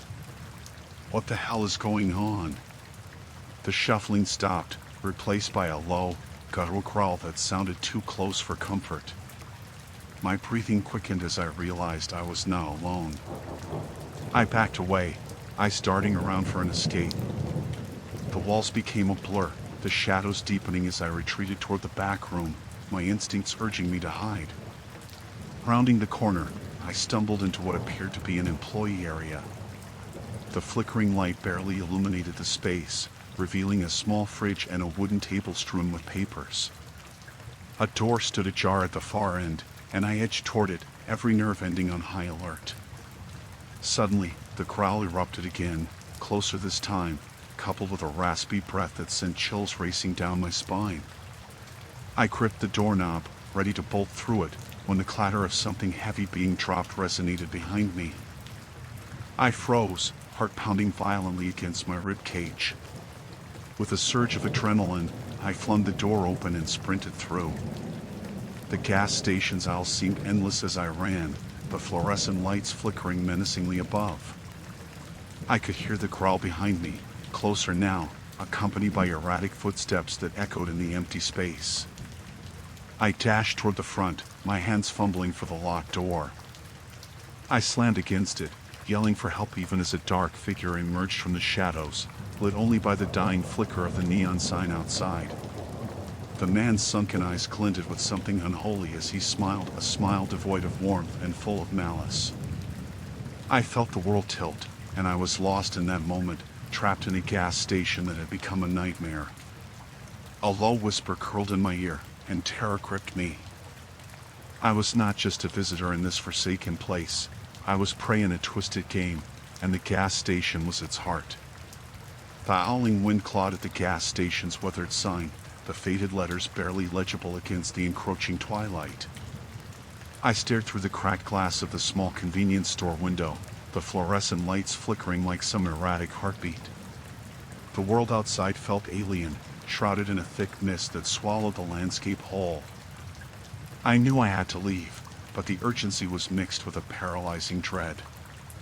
I had arrived at the station in a relentless downpour, desperate for fuel. The last 5 miles had been a nightmare, the road slick and treacherous, shadows darting at the edges of my vision. The gas station had seemed like a beacon, but now it felt more like a trap. The attendant had been helpful enough at first, but something about the way his eyes darted around made me uneasy. Now, he was nowhere to be found. "Hello?" I called out, my voice echoing off the shelves lined with stale snacks and dusty magazines. Silence answered back, thick and heavy. I stepped deeper into the store, the floor creaking beneath my feet. A chill snaked its way down my spine, and I rubbed my arms, trying to ward off the foreboding sense that slowly settled over me. The open entrance door swung slightly, rattling in its frame as the breeze whispered through the station. I shivered and forced myself to move, glancing over the rows of products. Everything felt off-kilter, as if time had stopped the moment I stepped inside. I forced myself to breathe slowly, to analyze the situation. The small screen above the register flickered erratically, casting odd shadows over the aisles. I tried to shake off the sensation of being watched. Turning my back to the door, I stepped toward the register. My heart raced as I knocked a can off the counter, the sudden clang causing me to jump. I swiped at it, fumbling, and stopped short at the sight of something lying on the counter, a cell phone screen, cracked and smeared with what looked like dried blood. Panic surged through me. I grabbed the phone, my hands trembling, and I flipped it over. It didn't belong to me, and it didn't look like it belonged to anyone who had just left the station. Who had been here? What had happened? I pressed the power button, but the screen remained dark, unresponsive. A glance around the shop reassured me of one thing: the attendant had vanished, and I was alone. I turned to the window, the outside world growing dimmer. The mist thickened, and I could see nothing beyond the glass. It was a wall of gray, like staring into the mouth of a cave. I took a step back, my fingers braced against the counter, considering my options. The gas pumps were at least 100 feet away, but the thought of leaving the safety of the station filled me with dread. Suddenly, a loud bang jolted me from my thoughts. My heart raced as I spun around, scanning the aisles. Had the attendant returned? I held my breath, listening intently. Silence hung in the air, thick and suffocating. I edged toward the door, each step echoing in the stillness. Outside, the wind picked up, a frenzy of leaves and debris swirling in the air. I hesitated, weighing the urgency of filling up the car against the growing sense of doom that blanketed the space. The shrill sound of a horn echoed, startling me into action. I dashed to the door and paused, gripping the handle tightly, hesitating just long enough to feel the dread wash over me. Just as I pushed the door open, a figure emerged from the mist, staggering toward the station, drenched and breathless. My heart skipped a beat as I recognized the face. It was a woman, her clothes torn and stained, her eyes wide with terror. I stepped back, instinctively preparing to retreat inside, but her gaze locked onto mine. "Help!" she screamed, her voice raw. "They're coming. Please, you have to let me in." I fumbled for the door, holding it open. As she rushed inside, I caught a glimpse of something in the fog, shadows lurking and shifting. "What happened?" I demanded, my voice shaking. "They'll find us," she gasped, eyes darting to the door. "They're not human. We need to get out of here." Her words sent a fresh wave of fear coursing through me. I glanced back to the window, the mist now swirling with an almost sentient quality. I could feel it pressing against the glass, as if it yearned to invade the station. "What do you mean? Who's coming?" I asked, my voice barely a whisper. "I don't know what they are," she replied, trembling. "I was at the last rest stop, just trying to get home." She paused, her expression darkening, and I could see that her mind was racing. "They're hunting. We don't have time." The urgency in her words ignited something within me. "We need to leave, then. There's a car outside." I turned toward the door, but she grabbed my arm, her grip surprisingly strong. "No, don't open it. We need to stay inside until morning." She was pleading, her panic palpable. but we can't just wait around here. I countered, glancing toward the exit. The shadows outside had multiplied, thickening as they pressed against the windows. I could feel their eager energy, a hungry anticipation that made my skin crawl. As the gas station's lights flickered overhead, I faced the reality of our situation, the impossibility of escape. The world outside had changed. There were things lurking in the mist, and they were coming for us. I took a deep breath, steeling myself. We might be trapped, but I would fight to survive. The gas station stood like a lone sentinel in the dark, a relic of civilization amid the encroaching wilderness. I could see the flickering neon sign in the distance, its once vibrant colors now dulled by years of neglect. Every mile I drove had deepened my unease, the trees thickening around me like a shroud. I had been on the road for far too long, the weight of fatigue pressing heavily on my eyelids. But I needed to refuel, both my car and myself. As I pulled into the gravel lot, the crunch beneath my tires echoed in the silence. The gas station was a modest structure, illuminated by a single overhead light that buzzed incessantly. It cast an eerie glow over the weather-beaten pumps and the peeling facade. A sense of foreboding settled over me, but I pushed it aside. I had made it this far. I wasn't about to let my imagination take control. I stepped out of the car, the cool night air biting into my skin. Everything was still, the only sound coming from the rustling leaves nearby. I glanced at the pump, its display flickering erratically. The price per gallon seemed absurd, as if the digits were taunting me, but what choice did I have? My tank was nearly empty. I approached the pump, the metal cold against my fingertips as I grasped the nozzle. Just as I began to fill the tank, I sensed a presence behind me.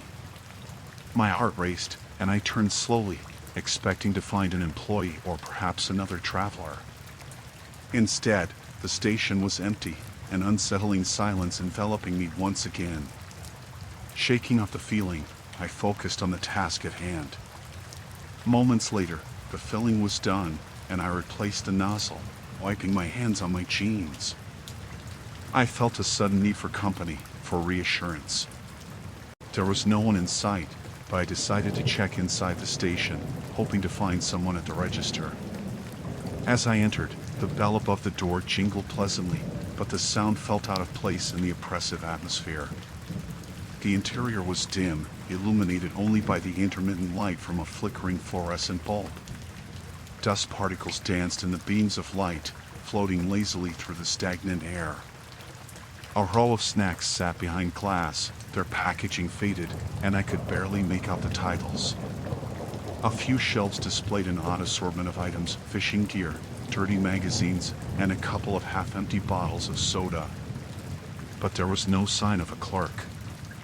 I called out, my voice echoing back to me, but there was only silence in response. Frustrated, I made my way to the register. The old cash register looked like it hadn't been touched in years, and the journal beside it was filled with entries scrawled hastily.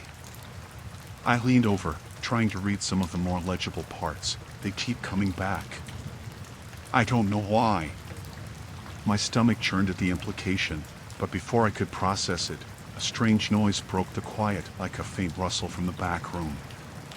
I hesitated, the instinct to flee clawing at me, but curiosity held me in place.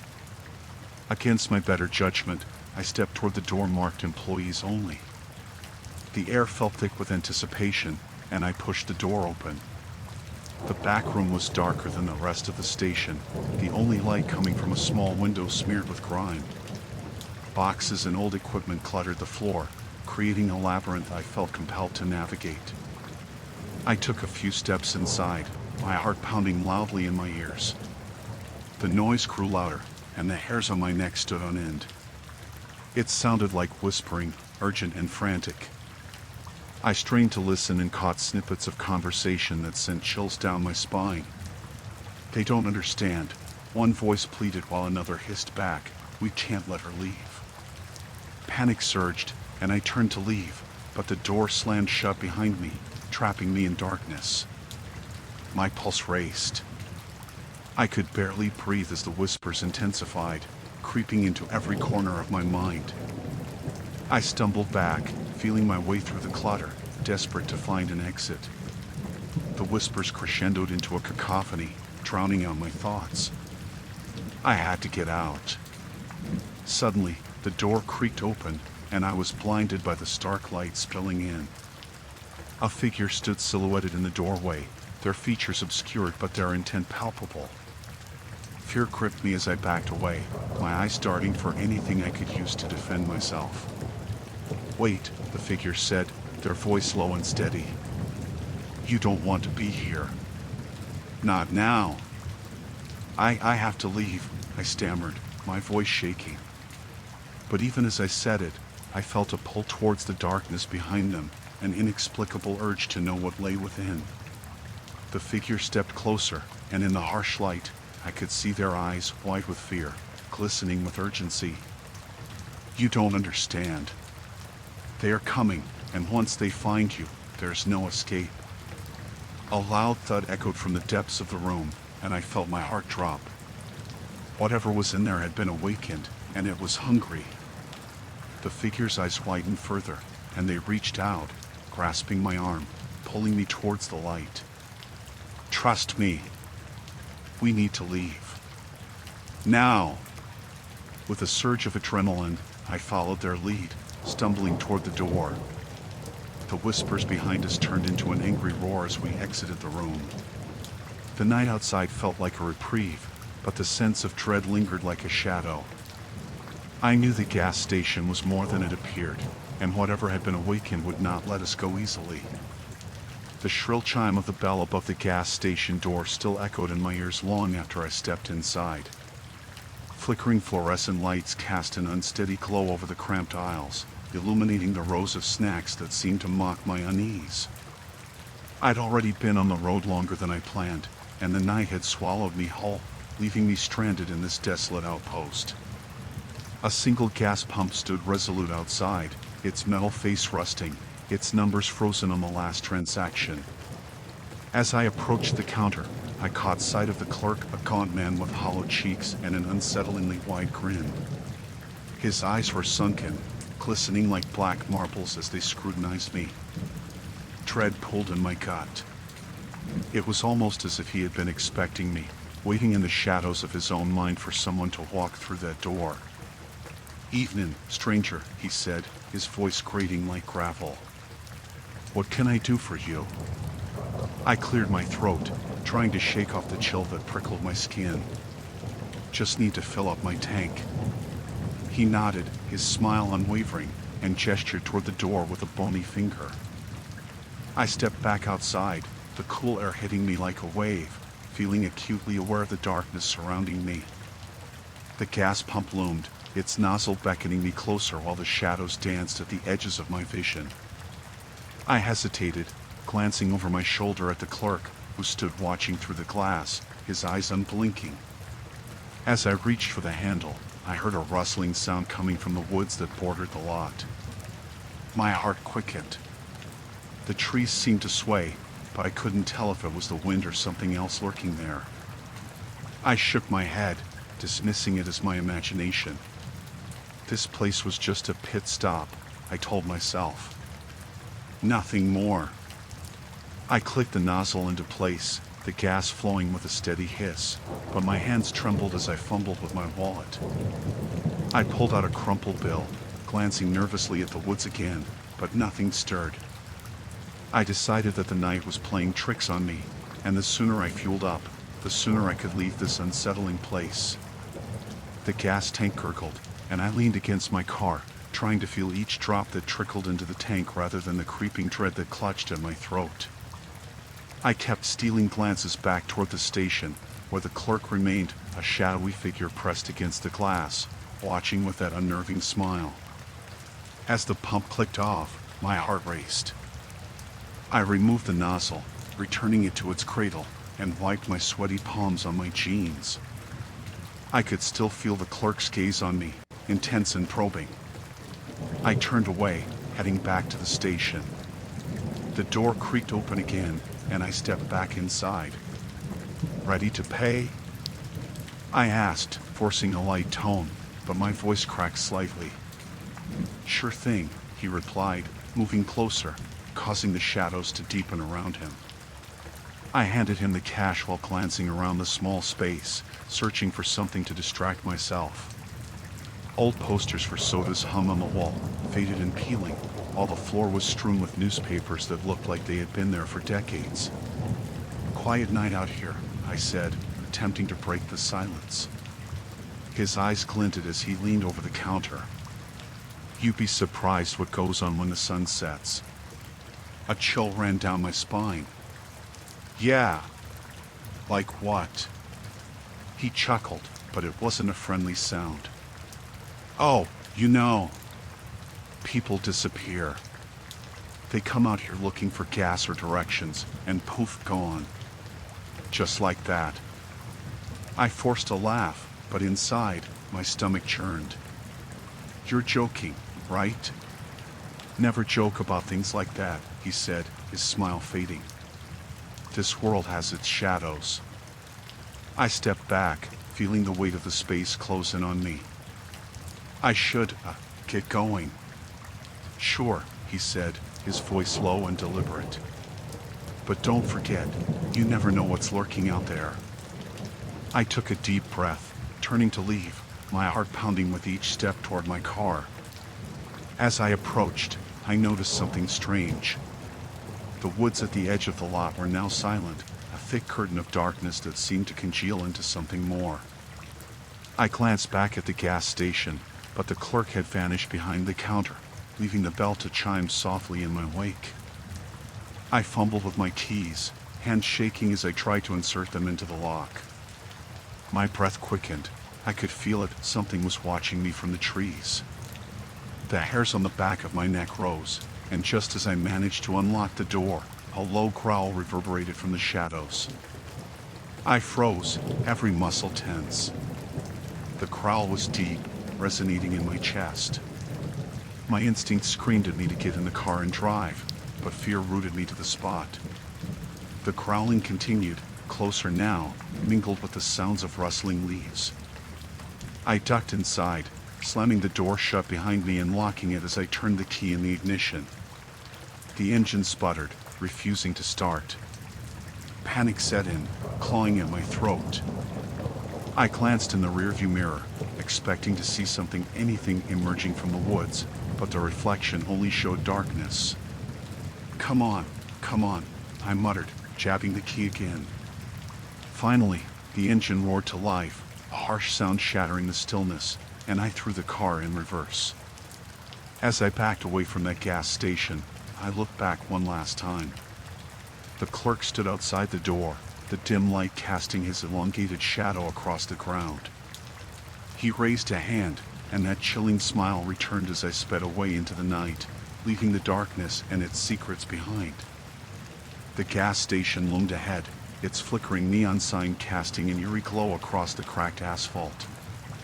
I had driven for hours, my heart racing and my palms clammy against the steering wheel. The landscape had transformed from the familiar comforts of home to an unending stretch of solitude, but I didn't have the luxury to feel fear, not when my gas gauge was perilously close to empty. As I pulled into the lot, the headlights of my old sedan illuminated a dilapidated building, its paint peeling and windows dulled with grime. A sodden cardboard sign hung loosely on the front door, flapping like the wings of a bird caught in a storm. I parked, the engine's rumble fading into the silence of the night. The air smelled stale, mingled with the sharp scent of gasoline. I hesitated before stepping out, scanning the dark corners of the parking lot. A flicker of movement caught my eye, but it was only a rat scuttling away into the shadows. I forced myself to take a deep breath, reminding myself that I was in a safe enough place to refuel and grab a bite to eat before heading back onto the road. The dingy interior met me with a harsh overhead light that buzzed like an angry hornet. Shelves lined with dusty snacks and expired drinks greeted me, and the chipped linoleum floor whispered under my feet. There was no one behind the counter, an unsettling absence that made the hairs on the back of my neck stand up. I called out, my voice echoing slightly in the empty space, but received no response. "Hello?" I ventured again, louder this time. Still nothing. I moved further into the store, my footsteps echoing in the silence. The gas pumps outside were visible through the grimy windows, and I could see my car, a solitary silhouette against the looming darkness. I approached the counter, tapping lightly on the surface. A bell rang faintly, and I waited, glancing back toward the door. Just as I turned, a figure emerged from the back room. He was tall, with a gaunt face and sunken eyes that looked as if they hadn't seen the light of day in years. His uniform was stained and faded, and he moved with an unsettling calm, as though he were a ghost drifting through a memory. "Can I help you?" His voice was low, gravelly, and sent a shiver down my spine. "I need to fill up my tank," I said, forcing a smile. "And maybe grab a snack." His expression didn't change, but a flicker of something passed through his eyes, curiosity, perhaps, or something darker. "You'll want to pay first," he said, gesturing towards an old cash register that looked like it had been scavenged from a forgotten time. I nodded, trying to ignore the growing unease in my stomach. I stepped closer to the register, but as I fished my wallet out of my pocket, an odd sound caught my attention. It was a faint thumping, rhythmic and unsettling, coming from somewhere behind the wall. "What's that noise?" I asked, my heartbeat quickening. The attendant's gaze flickered toward the wall, and for a moment, something unnameable passed between us, a shared recognition of fear. "Just a generator," he replied, but his voice wavered. "It gets loud sometimes." I wanted to believe him, but the more I listened, the more it sounded like a muffled plea, as if someone was trapped behind the wall, begging to be freed. I swallowed hard, focusing on the task at hand.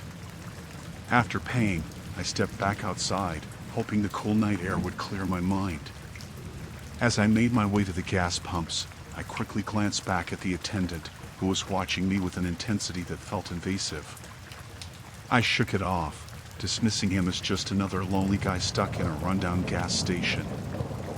I started to fill my tank, the sound of the pump cutting through the oppressive silence. I could feel the weight of the night pressing in, a palpable tension that made me glance back at the building. Shadows danced in the flickering light, and I couldn't shake the feeling that I was being watched. Suddenly, the thumping noise grew louder, more frantic. My heart raced as I turned to face the building again. What if someone was indeed trapped inside? My instincts kicked in, and I hurried to finish pumping gas, my hands trembling as I fumbled to replace the nozzle. Just as I stepped back, the door of the gas station swung open, and the attendant emerged, his face drawn tight with a mix of anger and desperation. "Hey! You can't be out here," he shouted, his voice suddenly frantic. "Get inside." I froze, eyes wide, instinct telling me to run. But I was caught in the snare of his gaze. "What's wrong?" I stammered, the words escaping my lips unbidden. "There's someone," he hesitated, glancing behind him, his face pale. "You need to come inside." The thumping intensified, accompanied by what sounded like muffled cries. Panic surged through me. I stepped back, instinctively reaching for my phone, but my mind raced. Was he trying to lure me in? "Please, you have to trust me," he urged, desperation creeping into his tone. "It's not safe out here." The tension coiled within me, and I felt the pull of dread. I was caught in a nightmare, the gas station a cruel labyrinth of shadows.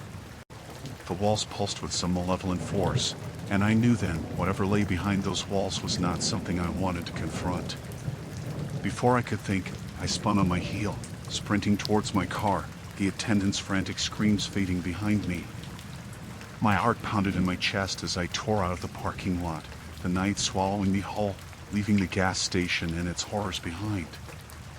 I had never thought much about gas stations until I found myself standing in the flickering fluorescent light of the one on Route 25. The air was thick with the scent of gasoline, mingling with the faint hint of mildew from the weathered walls. Outside, shadows danced in the dim light cast by the rusting pumps, stretching out like fingers grasping at the darkness. I tightened my grip on the crumpled map in my hand, my eyes flickering between the scattered items lining the shelves and the dull glow of the overhead lights. There was a peculiar stillness to the place, interrupted only by the soft hum of the refrigerator in the corner, its glass doors foggy and smeared with grime. It had been hours since I'd last seen another person, each mile on the road thickening the silence that had settled in the pit of my stomach. The twisty back roads had taken me far from the last town, and I could feel the weight of isolation pressing down on me. Unnerving thoughts darted through my mind, images of the ominous signs I had passed warning of impending bad weather. I approached the counter, where a lone clerk stood, his back turned to me, staring at the flickering screen of a small television fixed to the wall. It played an old horror movie, the sound quiet but familiar, distant screams echoing in the background. I cleared my throat, breaking the trance. He turned slowly, revealing a face shrouded in shadow, eyes sunken and tired. "Can I help you?" His voice was flat, devoid of any real concern or interest. I hesitated, uncertain of whether to ask about directions or simply pay for the gas I desperately needed. "Just filling up," I replied, forcing a smile that felt oddly foreign to me. "And, do you have a bathroom?" He nodded toward a door at the back, the paint peeling and chipped, revealing layers of years gone by. I glanced at the dark corner before turning back to him. "Thanks." I needed a break from the tightening nerves, a moment to gather my thoughts. I stepped into the small bathroom, the flickering light overhead casting shadows that seemed to twist and warp. The rusted sink stood before me, and I splashed water on my face, trying to shake off the lingering dread. My reflection stared back, a stranger in a dimly lit room. After a quick check to ensure I still looked presentable, I turned to leave, but something caught my eye, an uneasiness that fluttered in my chest. The door had creaked shut behind me, suffocating the small space. I pushed against it, only to find it stuck. Panic flared as I pressed harder, my heart racing. I could feel the air closing in, the silence pressing against my ears. Finally, with a shove, the door gave way, and I stumbled back into the gas station, breathless. The clerk hadn't moved, still staring at the screen, but now the low murmurs of the movie clawed at my nerves. I glanced out the window and noticed the fading light turned the world outside into a smudge of gray. Darkness encroached, swallowing the last remnants of day, and an urgent need to leave flooded in. I approached the counter again, this time more determined. "How much for gas?" He looked at me, his expression unchanged, as if he hadn't registered my presence before. "What do you drive?" "A sedan. Just want a full tank." He nodded slowly, then turned to the cash register and punched in the numbers. I pulled out my wallet, but I felt a pang of anxiety creeping back, an awareness that this place was somehow wrong. As he bagged my purchase, the television blared a sudden scream, slicing through the oppressive silence. My skin prickled, and I glanced back at the screen, where a figure was being dragged into the shadows. I shivered, feeling as if the walls themselves were closing in. "Here you go," he said, handing me the plastic bag, his eyes still locked on the screen. I took a step back, forcing myself to look away. "Thanks. I'll just get going now." "Yeah," he muttered, still focused on the TV. "Drive safe." I turned, pushing through the front door and stepping into the chill of the night. The darkness felt alive, every crackle of a twig amplifying the quiet. The gas pumps loomed like sentinels, their shadows stretching across the pavement. As I moved to the car, I couldn't shake the feeling of being watched. The hairs on my neck prickled, and I glanced back at the gas station. The clerk remained in the same spot, a silhouette framed by the flickering light. I climbed into the car, the engine rumbling to life, but before I could pull away, I saw movement in the station's window, A woman stood just inside, her face pale and lined with fear. She seemed to be mouthing something, but the words were lost in the distance. My heart raced as I caught sight of something glimmering near her, a blade, catching the light in a way that sent shivers down my spine. Instinct kicked in, and I slammed the car into gear, tires screeching as I sped away from the gas station, leaving the shadows and the uncertainty behind. Yet, as I drove into the night, the image of that woman lingered in my mind, her expression, the sharp glint of the knife. I pressed the accelerator, desperate to outrun not just the gas station, but whatever darkness lurked within its depths. The gas station stood like a grotesque monument in the moonlight, its flickering neon sign proclaiming open 24 hours as if to mock the thickening tension in the air. The surrounding woods whispered secrets I wished I could unhear. I had never intended to stop here, but the road had become a serpent's coil, twisting and turning through the darkness, and my car had sputtered out like a dying breath just a few miles back. As I stepped out, the crisp night air cut through the lingering heat of the car. I glanced around, the gravel crunching beneath my feet, and felt the prickling sensation of someone watching me. The gas station itself was a relic of a bygone era, with a chipped red and white paint job and rust creeping up the sides of the pumps. A single, flickering bulb dangled above the entrance, casting jittery shadows that danced like phantoms. I pushed the door open, a bell chiming reluctantly overhead. Inside, the stale scent of outdated snacks and gasoline mingled with something far more sinister, a sense of isolation that pressed on my chest like a weight. The fluorescent lights hummed with an unsettling intensity, illuminating the shelves stacked with expired products and dusty drink coolers. Behind the counter stood a man, his face shadowed by the brim of a faded baseball cap. He looked up slowly, his eyes narrowing as if trying to measure me. The way he studied me sent a ripple of unease through my stomach. I forced a smile, trying to dissolve the tension. "Just need to use your phone," I said, my voice unsteady. He didn't reply right away but gestured towards a payphone in the corner. The glass cracked and yellowed with age. "You got change?" he asked, his voice gravelly, as if he hadn't spoken in a while. I fished a couple of quarters from my pocket and tossed them onto the counter, averting my gaze from his penetrating stare. As I approached the payphone, I felt the weight of his gaze on my back. The wire of the phone was frayed, and as I pulled the receiver to my ear, a sharp crackle echoed inside. I dialed 911, my fingers shaking. The line clicked, and a voice answered, but before I could speak, static surged, drowning out everything. Panic set in as I pressed the receiver harder against my ear, the static morphing into whispers, dark and menacing.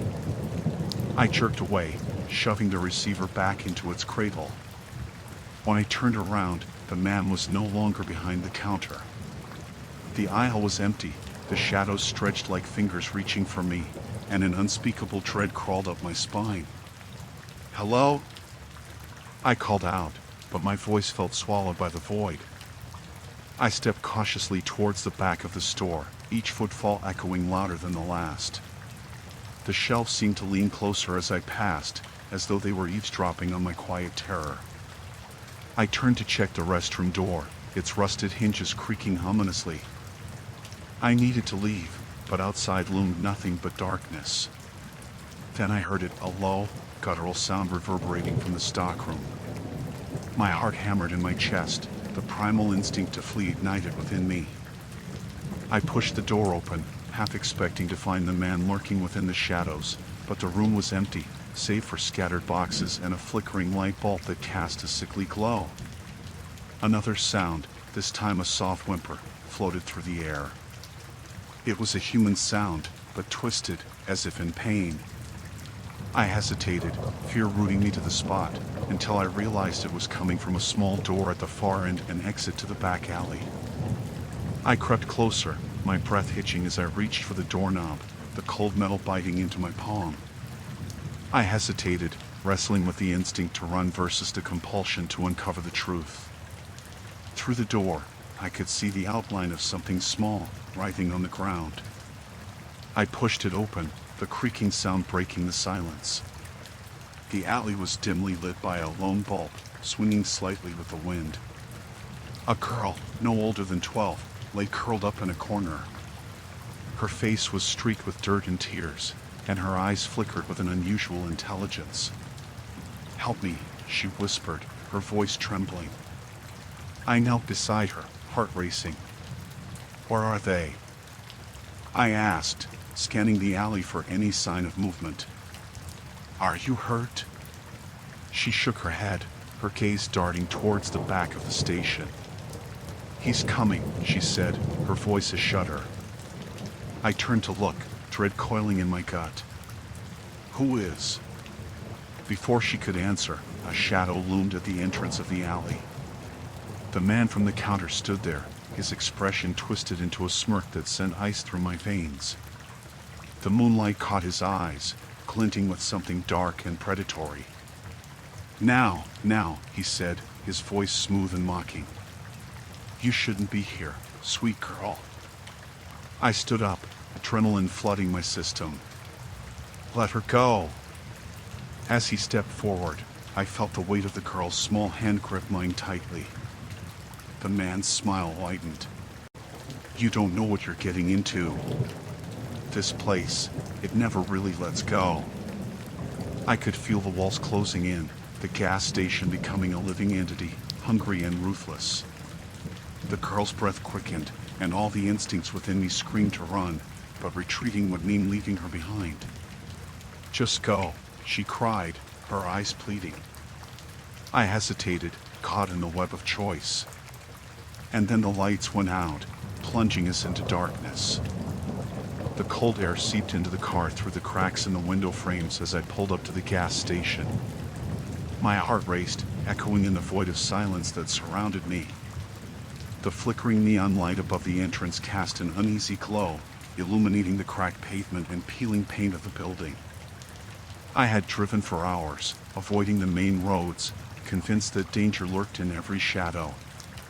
Tired and desperate, I needed to refuel both the car and myself. As I stepped out into the biting wind, the brittle leaves crunched beneath my feet, a sound that echoed ominously against the backdrop of the stillness. The gas station stood like a fortress of solitude, isolated in the night. I hesitated at the door, the jingling of a bell announcing my arrival, and stepped inside. The interior was dimly lit, with the scent of stale coffee and something else I couldn't quite place hanging in the air. An old radio buzzed in the corner, the static crackling as it fought to maintain a semblance of life. Behind the counter, a disheveled clerk eyed me with an expression that blended curiosity and suspicion.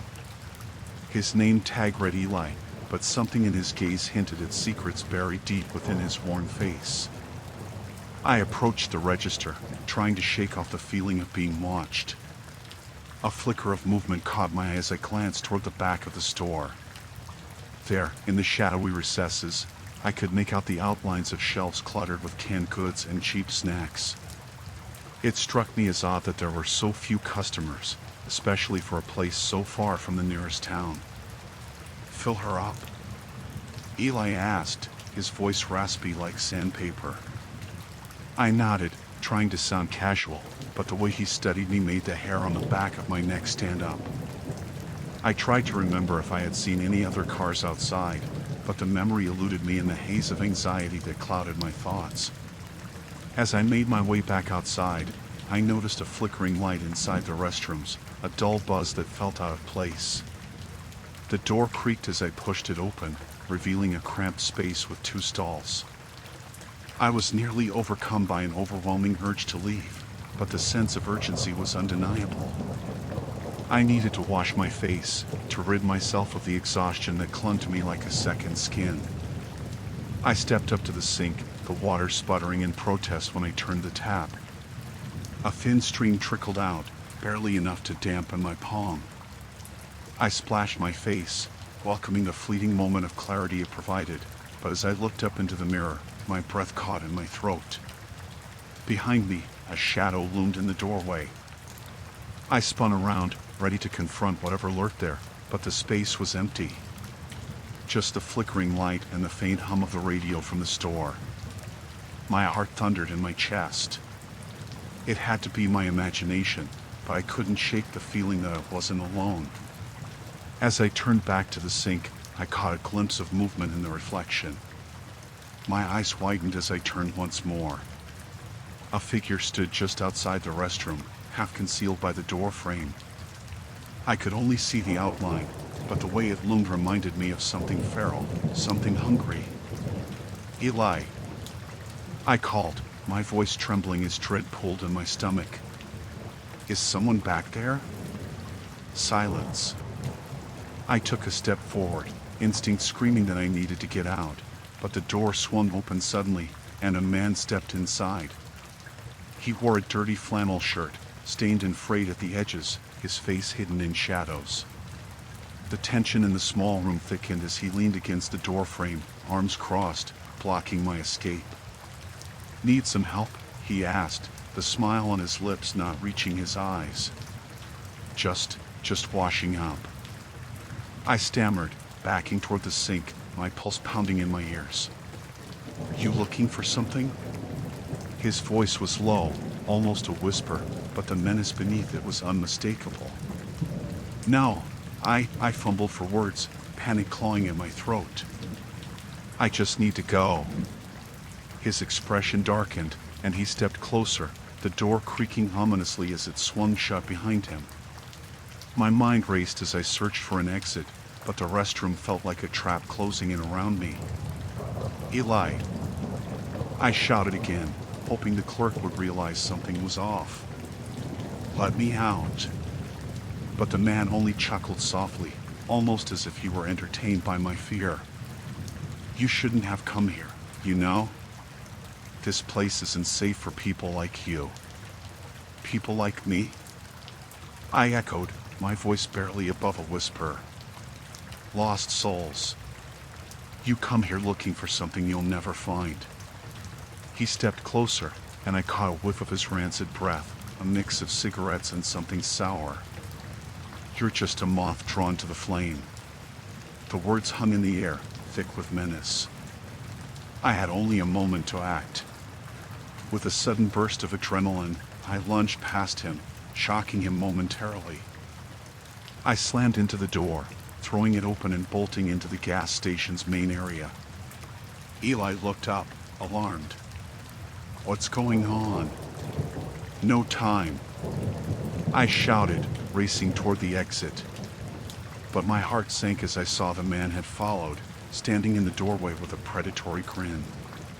"Don't think you can run from me," he taunted, his voice trailing after me like an echo in a nightmare. I reached the car, fumbling with the keys, my hands shaking as I struggled to find the right one. The engine roared to life, but I could hear the footsteps behind me, growing nearer with each passing second. I slammed the gear shift into reverse, barely glancing back before I tore out of the station, my heart pounding with fear and adrenaline. As I sped away, the gas station faded into the darkness behind me. I didn't dare look back, but the feeling of being hunted lingered, a shadow that clung to my thoughts like a whispering ghost.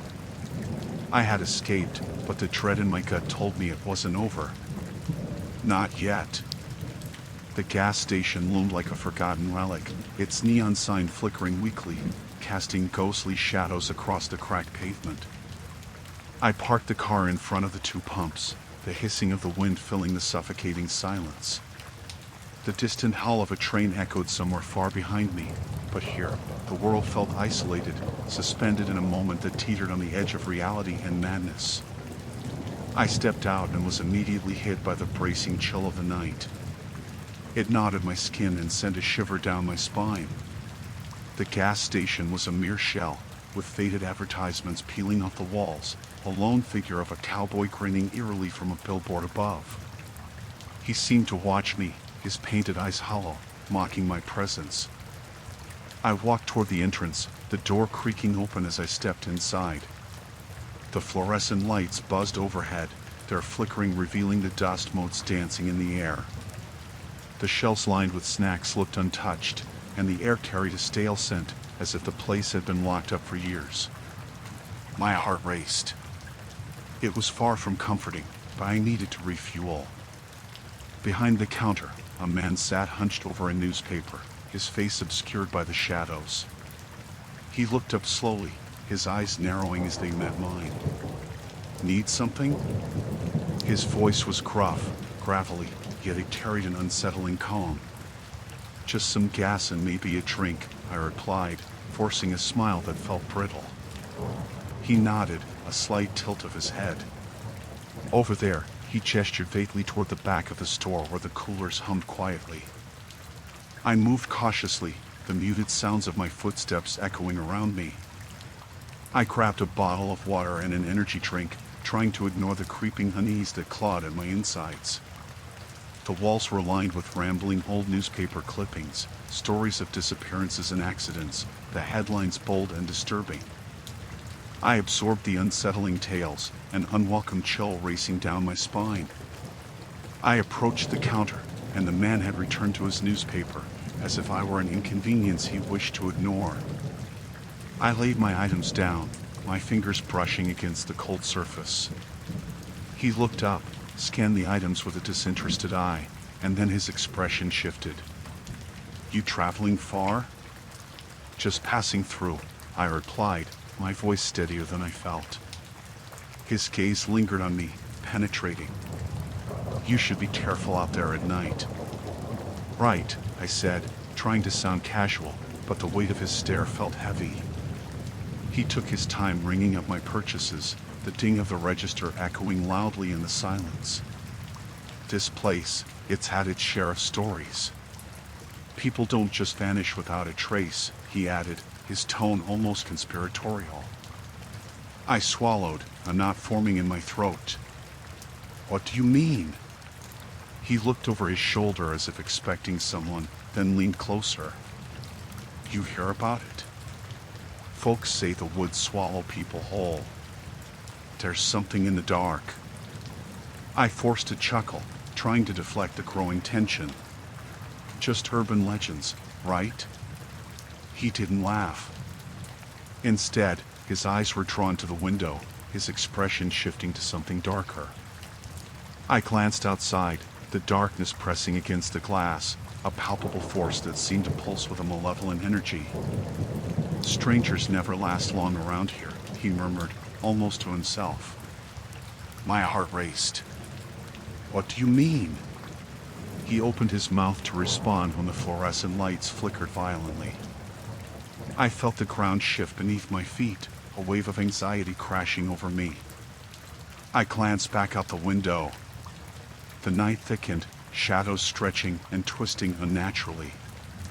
"Just take your gas and go," he said abruptly, snapping me from the growing panic.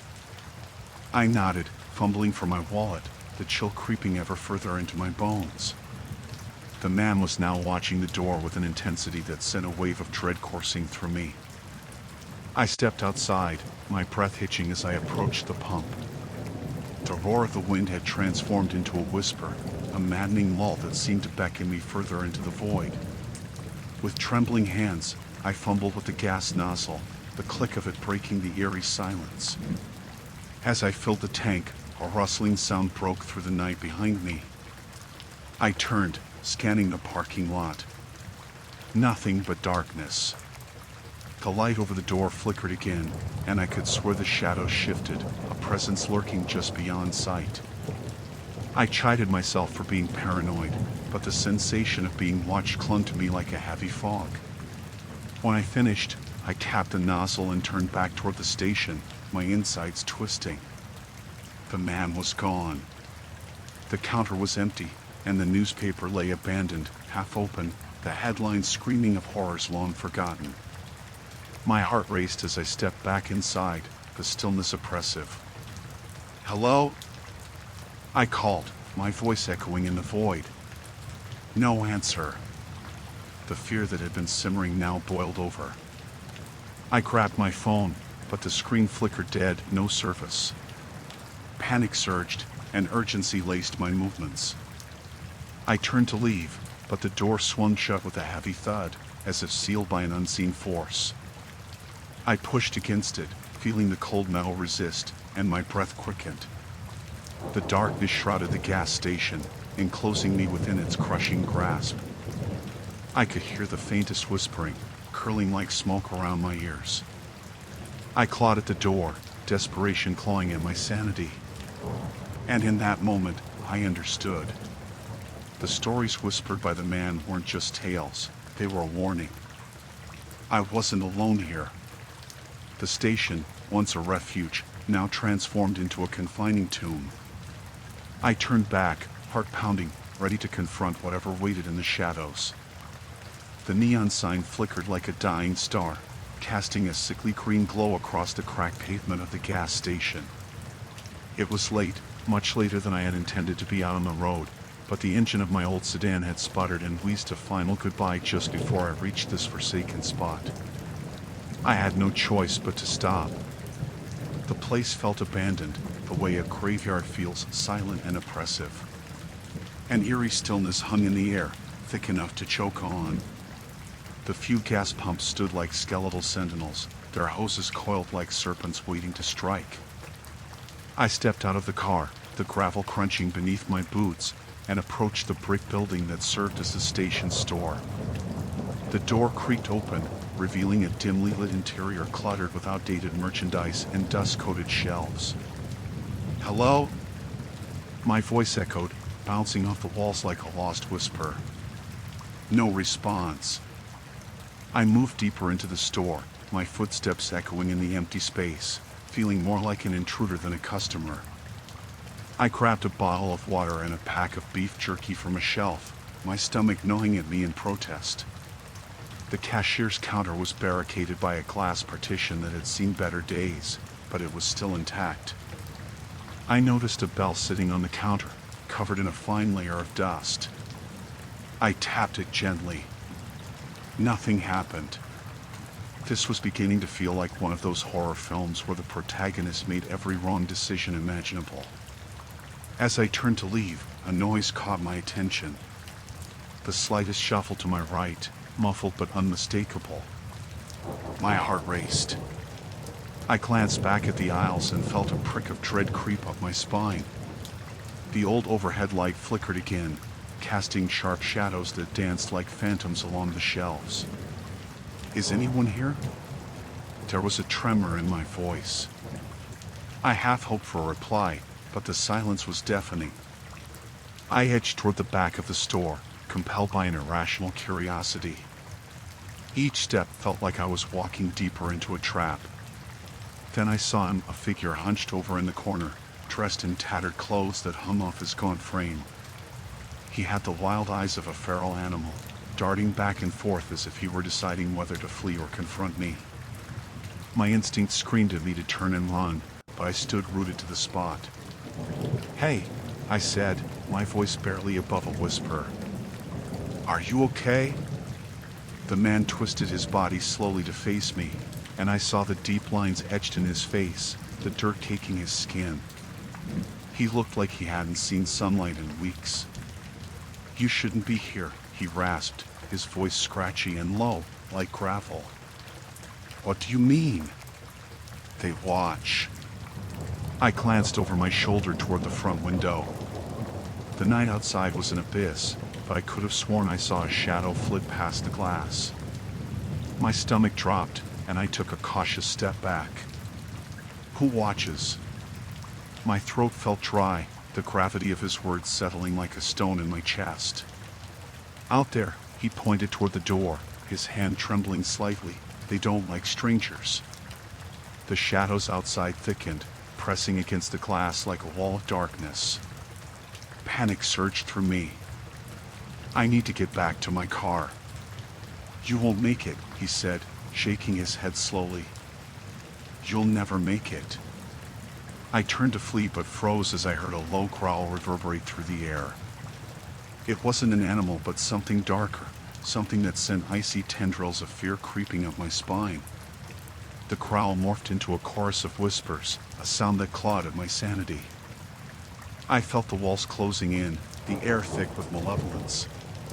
"Stay in here," the man shouted, but I could see the fear in his eyes.